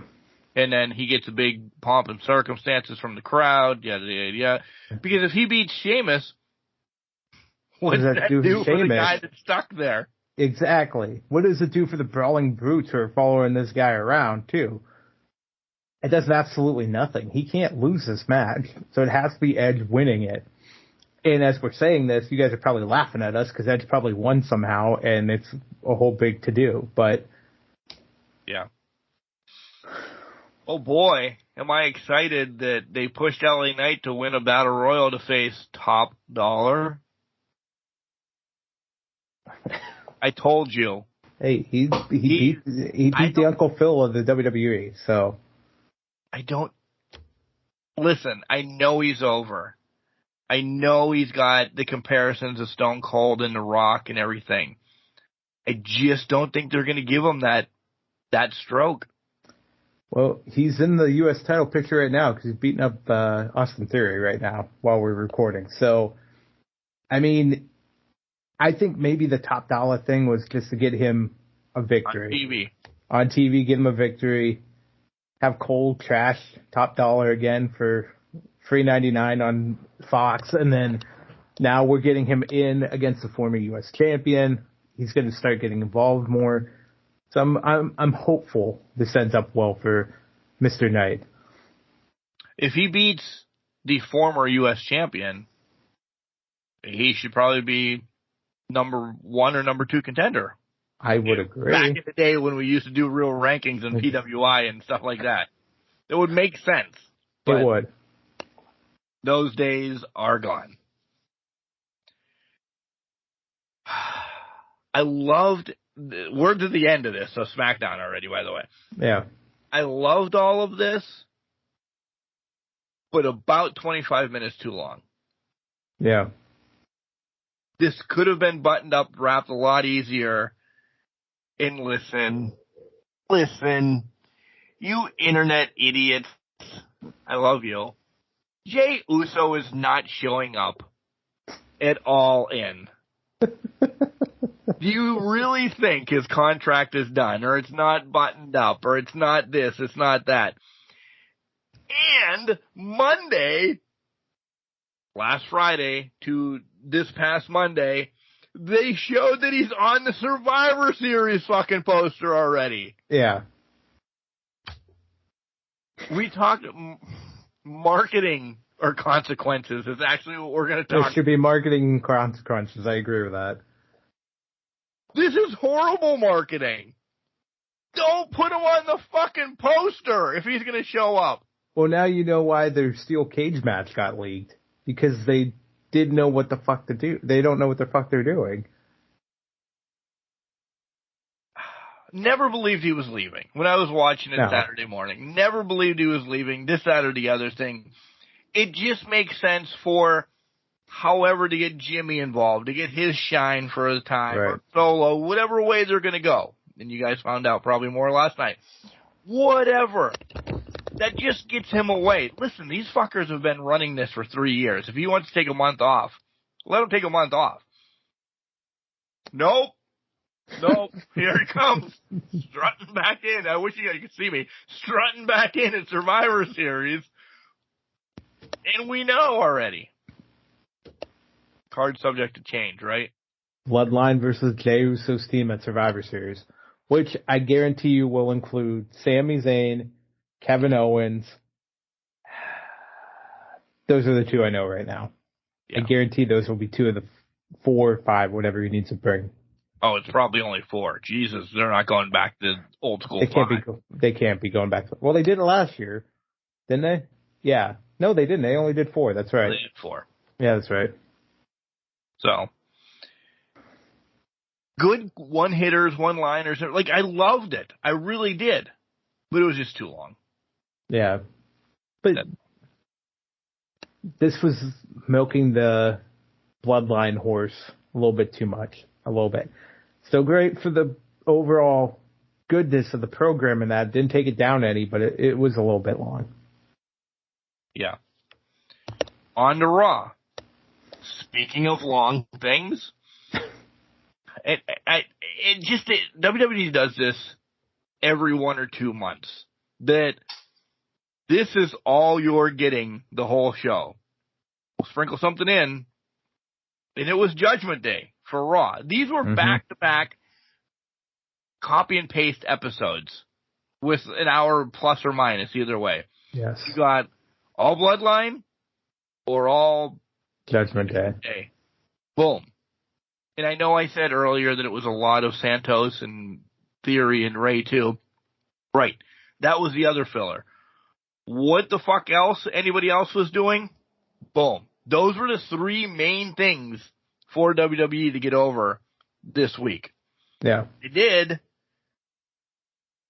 I really don't know what Cody's going to do. I don't know if Chelsea and Piper are really tag team champions. I don't know, is Gunther and Gable really going to fight or what? Like, they just said, here's everything, but here's what you really need to see. It was very Judgment Day heavy. They underlined the Becky storyline to a T. I just want to know what Nakamura whispered to Sami Zayn, or to Seth Rollins in his ear, because I thought that was the most intriguing part of Raw, was they had this promo, they had this killer thing, okay, great, whispered something, and then Seth's whole demeanor changed, and it's like, okay. By the way, he looked like one of my grandma's doilies. By the way, okay, he started to lace. I hated it. Like, come on. He started that shirt he's worn before. I hate that I know this, but I know he wore that shirt before. Those pants definitely not, but I know he wore that shirt before. But you're right. I was trying to figure out what he actually looked like. Doily. But it was a doily. That's right. But I think that was the most intriguing part of this whole episode. I hate that Trish and Becky ended in double count out. Now it makes me go back and say, well, I'm really glad they didn't do that at SummerSlam. Right. That was the plan. So I still hate that they weren't on the card, but if they were only going to do a double count out, what the fuck are you thinking here? I just don't get that, but Judgment Day, is JD joining? I don't fucking know, but before we get any farther, as of right now, of what you know, speculated matches or anything, what's the main event of Payday or Payback or whatever the fuck it's called in Pittsburgh? And thank God I'm not going now. It's Payday. Oh, it's Payback, you idiot. I know. Being smart ass. To be honest, I don't know. Maybe I can't imagine Roman's fighting at this show. He's not fighting at this show. Build up between him and Jimmy. It almost feels like there's another 6-man tag coming with Judgment Day involved, or it's Becky versus Trish in the steel cage. Do they give them that? Or are they going to shove Rollins and Nakamura, and I'm all right to see this, I really am, down our throat for the next 3 weeks that's going to be the main event? I don't think Bloodline's there. None of them. No, because there's no challengers right now. With Jay gone, right. Bloodline's running free. So there's nobody stepping up. The poster is Judgment Day. It is. I think this is Judgment Day heavy. I don't think they have separate matches unless they want to do something with Finn and Priest separately to make it work. I don't know, but Nakamura Seth is the match. And then you have Trish and Becky in the steel cage. I feel like that has to be the main event just because they have to give them something because they bumped them off of SummerSlam. Right. And then you get Dom, Priest, and Finn. McDonough, is KO come back, and Sammy?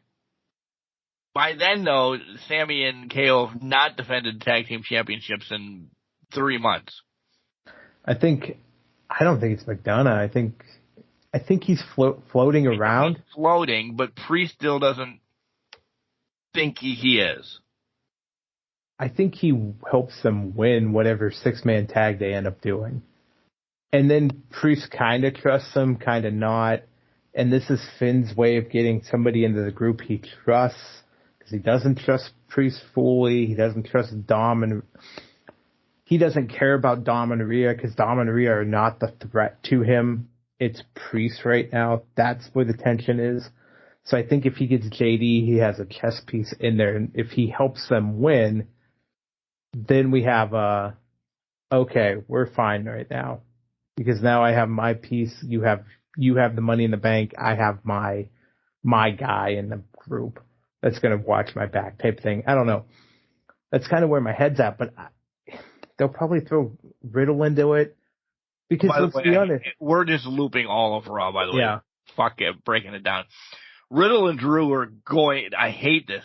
To me, Riddle and Drew is Riddle and Randy again. They just don't know what to do with Riddle. They don't know what to do with Drew right now. It's the same way that they met, essentially. He tells him to shut up. He still talks to him. He tells him to shut up. Blah, blah, blah, blah, blah. And they become more and more closer as time goes on. I hate that they're serving New Day up to him this early, though. Yeah. Which is telling me they don't have very high expectations or very high stock in New Day, which I think is absolute trash. This should be a pay-per-view match if you're going to push this tag team down their throat. So I hate that they're putting New Day in this position. You know who we haven't spoken about? Who? Is Cody even there? Yeah, that's a good point. He's got nothing. The rumor was him and Seth. Is Cody part of the 6-man? Maybe he is. Maybe he's the third. I mean, it would make sense since he's fighting Judgment Day still. Sammy, Cody, but we saw this 3 weeks ago when KO was fine on Raw. It was the main event. We're gonna get that again. Yep. This may be their worst pay-per-view of the year. It's starting to look that way.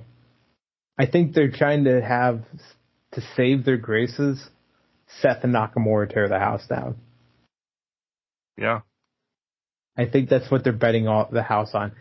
No disrespect to Trish and Becky, but they're serving them a cage match, which we're assuming it's the cage match, that they're just serving it to them because they ripped SummerSlam away from them, their big blow-off match away from them.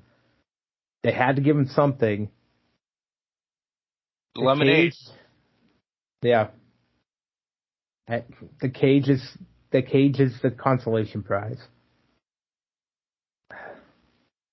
So name other matches that are going to come up. Gunther Gable? That's next week, I thought. I did. All right. Yeah, so that's already next week, so we lose that. Maybe Gable turns and it's Gable Otis going on. Oh, what a pay-per-view. Yeah, it's how many weeks? We're 19. We're 2 weeks out. 2 weeks out.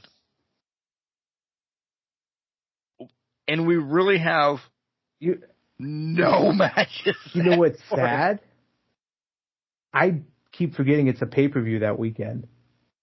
The only pay-per-view I'm thinking about is All Out in Chicago. Right. This is probably, I'm going to say this now, guys.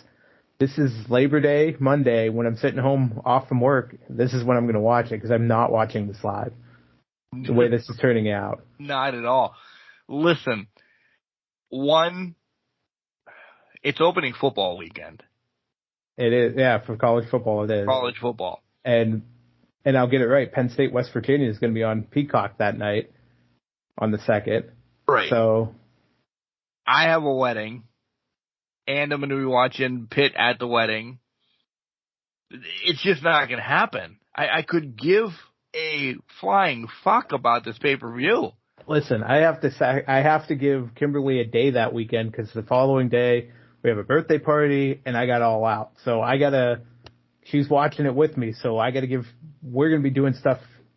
I'm going to assume we're going to places, seeing people, kissing babies. I don't know, whatever the fuck we're doing, but it's going to be a day for her because that's how I want it to be. I want her to have something that she can enjoy that weekend plus whatever we do. But it's not happening for me. It's going to be Monday afternoon before Raw. Just kind of turn it on. Yeah, have I'll a couple watch of it after drinks. I get out of work because it'll be half a day because it's a holiday. A day, yeah. It's not lining up to be anything. It really is. Thank God Indy's back. Oh, man. She had a great send-off, her and Loomis. Oh, by the way, where is he? Yeah, seriously, where is he? I saw, the last time I saw Loomis, he popped up on my TikTok. Apparently he acted in a show at one point. Tacoma FD. That was the last time I saw Loomis. The last time WWE seen him, he was carrying Indy out after she broke her leg. Broke her leg, yep. To give up the NXT title. Boom. See you later. So I don't know what the hell Loomis is doing. So she got buried by Rhea. Candice is going to get buried by Rhea next week because she attacked her after the match. That's essentially it. That was Raw. That was Raw. WWE was Raw in general. At least SmackDown, you can get a little bit of this. Raw was just, hey, here it is. And I'll throw this because I'll bring it back around to my girl. Are Chelsea and Piper going to keep the titles for a while, or is it going to be Kat and Lazaro? And I know it's not her last name anymore. What the hell is her last name? But Casey and Katana Chance and Casey, or I can't remember the other one's name, but yeah, I feel like they're going to have to do that. But I think Piper's just the stopgap until they can get the titles off of them, because they don't want to put them back up in the tournament. No, they can't put them back up. No, they cannot, because there's not even a tag team in the women's division right now. There's one. Katana Chance and whatever the other girl's name is. And God forbid Alba Fire and Elsa Dawn show back up somewhere. Right. So wait, we'll have one tag team on each brand. Yeah. Good. We're really hitting it all. Hitting on all cylinders at this point. How about can we get Gigi and Jason Jane to come back together? Because hey, you know what? They reunited the Rockers. They did. Raw was a tough watch, even on Fast Forward, because I definitely did not watch all 3 hours of this. And I'm like, what?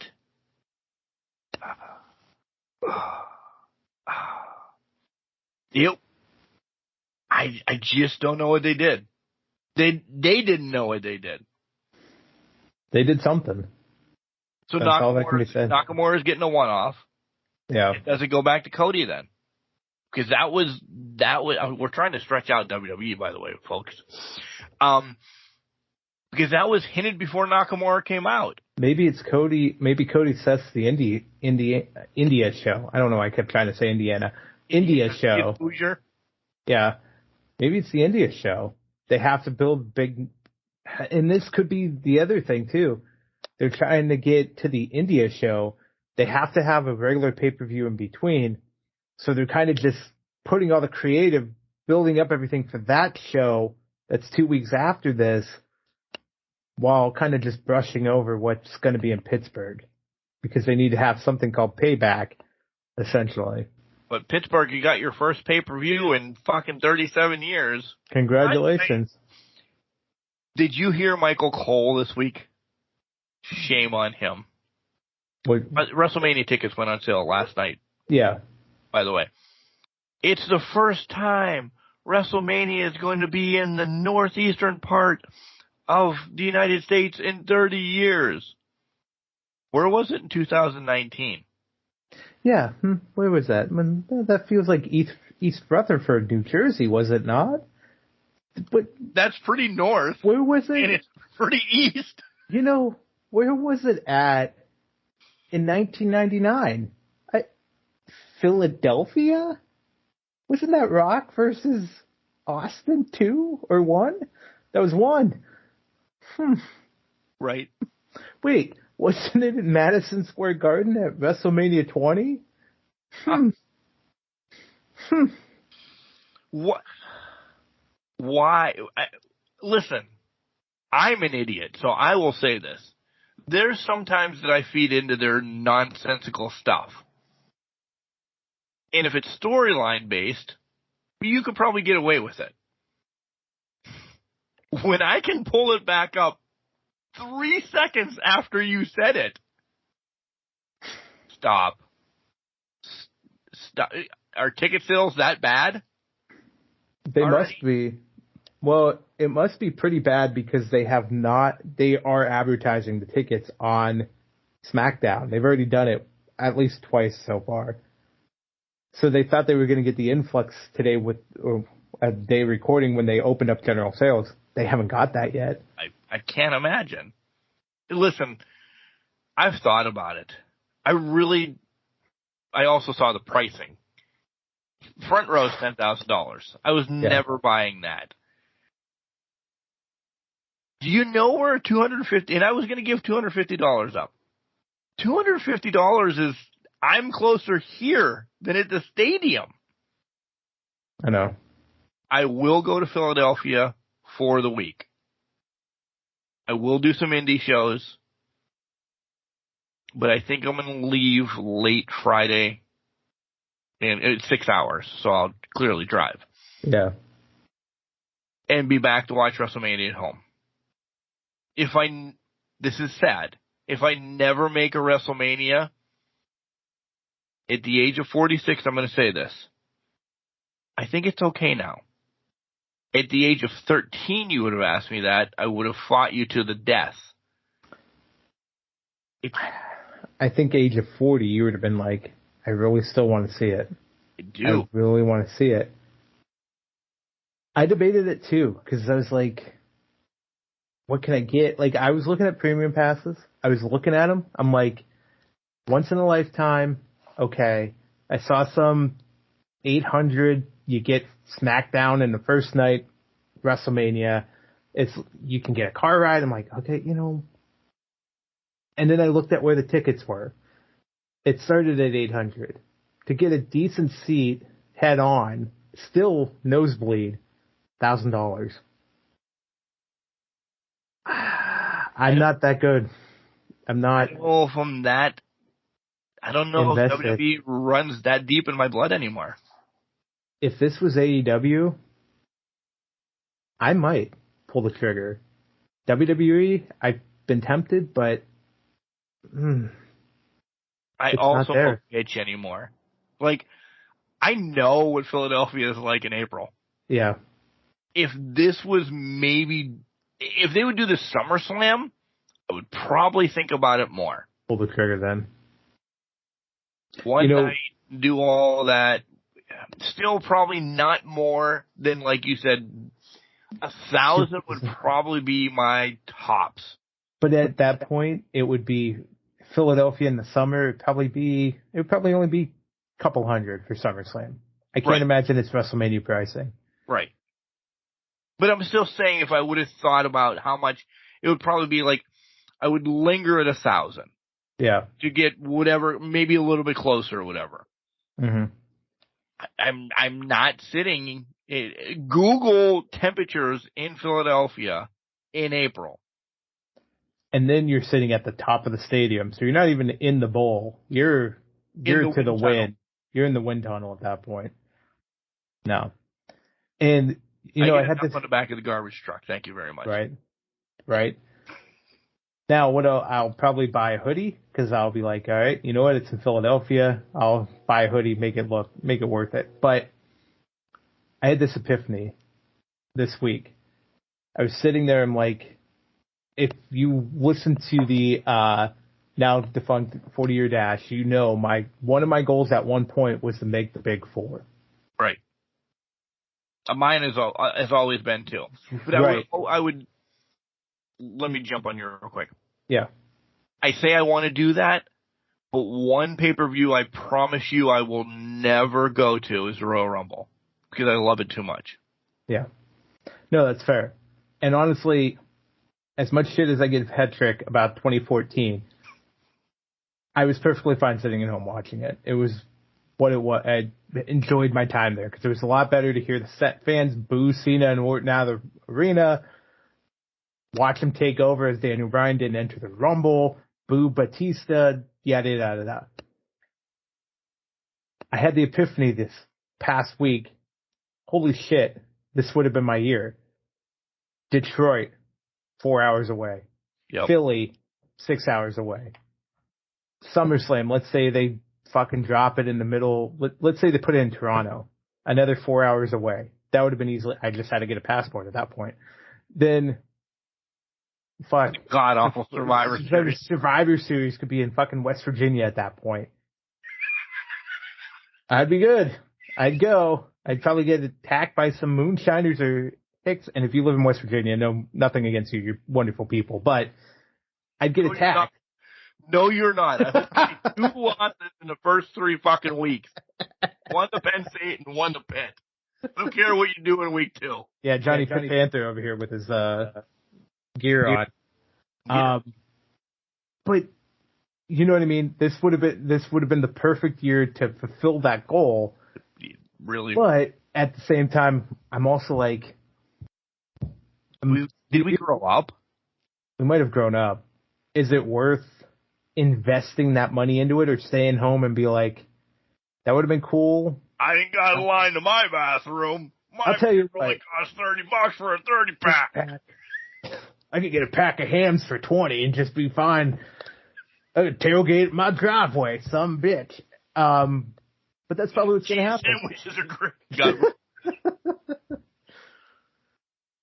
And I'm going to put onions and peppers on them, unlike them people in Philly that don't like it. Da-da-da-da-da. But I think we grew up. We're like, we've grown up in the sense of we're not going to WrestleMania. Monetarily wise. We're going to be doing our 500th episode in completely trashy style in about a month. But monetarily, we're like, it's not worth it because we'll freeze our asses off. Where the seating would have been, it would have just been because to say I was there. And you know what? I'm not that prideful of a guy to say, I need to say that. I don't need to say that. I could have went to Tay-Tay with Ethan. Yeah. We could have went to Tay-Tay.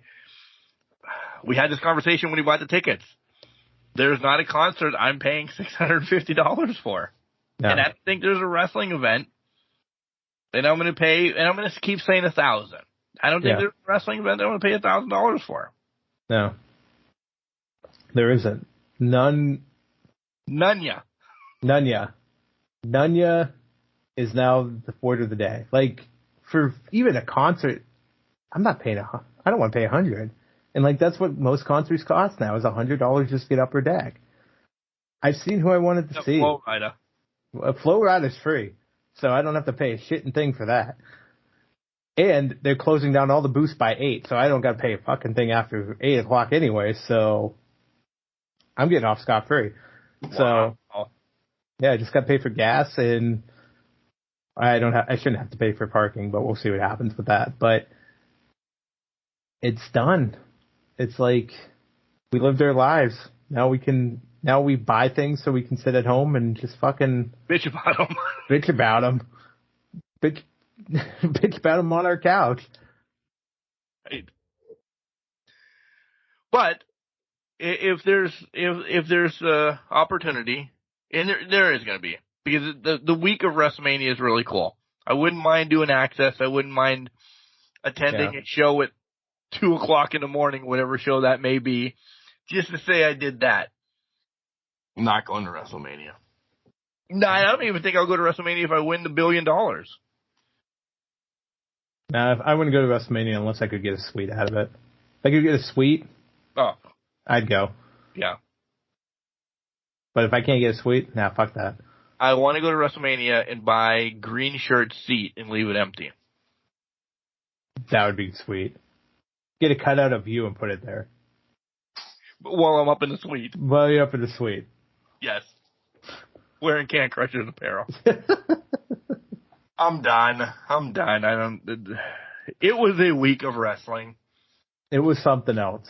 I mean, it was probably highlighted by the Texas Chainsaw Death match, and it just went downhill from there. Highlighted by Raw. Yeah, pretty much. Flow Rider tomorrow. Rest of the week, nothing? Nah, let me see what's going on next week. No, nothing. Getting ready for the bunch of hooligans coming to my house for the draft. I'm assuming you'll be virtual, so I'll have to send you I'll have to send you the link in that, but we're just gearing up for the draft. Get ready for that hooliganism that'll take place at my house. And then, I'm trying to think. Yeah, I don't think anything crazy is going on. What about you? That's in the pool club. Oh, no. Monday, I have to go get my stepmom from Pittsburgh. She's coming back. Oh. She's coming back from, I was going to say India. Jesus. Coming back from Germany. So, quick story about this. My dad took her down to the Pittsburgh airport 2 weeks ago, and this is why I have to go. Took her down and swindled somehow to park out at the airport for 15, 20 minutes because, you're supposed to drop them off and get them out of there. Yeah. I don't know. Swindled somehow that he parked out there for 20 minutes, and he's like, oh, it wasn't bad. How the hell do you get home, though, from the Pittsburgh airport? And I'm like, you're home, right? Oh, yeah. I had to drive to Erie to get home. What? There's an exit for 79 north. Yeah. He must have been doing something when it then turned into 80 because he went from up here. It's smarter to go 80 to 79, 279 to the airport. Airport, yeah. Essentially same thing. You just knock off 80 years is 90, right? Right. Yeah. Right. I don't know. He missed the 80 exit, drove all the way to Erie, and then had to come home from Erie to Jersey. Are you fucking kidding me? So a 3-hour trip turned out to be 8 one way because the other 3 hours was in the morning bringing her down. He did it both times? Or No, just the one? He made it down the right way. But he missed that 3 exit hours. coming back. Yeah. Okay. So he drove from Erie to Pittsburgh, or from Pittsburgh to Erie, which is 2.5. 2.5, and then down, back to back to Jersey, which is 3.5. He was pissed. So he said, will you come pick her up with me? I don't want to get home at midnight because her flight only gets in at 5. I'm like, yeah, pick her up and we'll be home by 7. Fucking construction. There's been construction in Pittsburgh since the year I've been born. So I was gonna say, I think since that fucking the turnpike was built down there, that's been construction. Yeah. Oh my god. That's what I have to do Monday. The rest of the week, I essentially podcast in fantasy football drafts. Sounds good. It's an eventful week. Yeah. Maybe an interview, maybe not an interview. I'll leave it at that because there's a buffer week that we need to squeeze in here. This may be the one. It may not be the one. Depends on what happens the following week. Fair enough. Scheduled. But otherwise, 500's fucking right around the corner. It's coming up fast. And it'll be live, pre-recorded, from Erie. I love you. I love you too. What did we say? Something or consequences?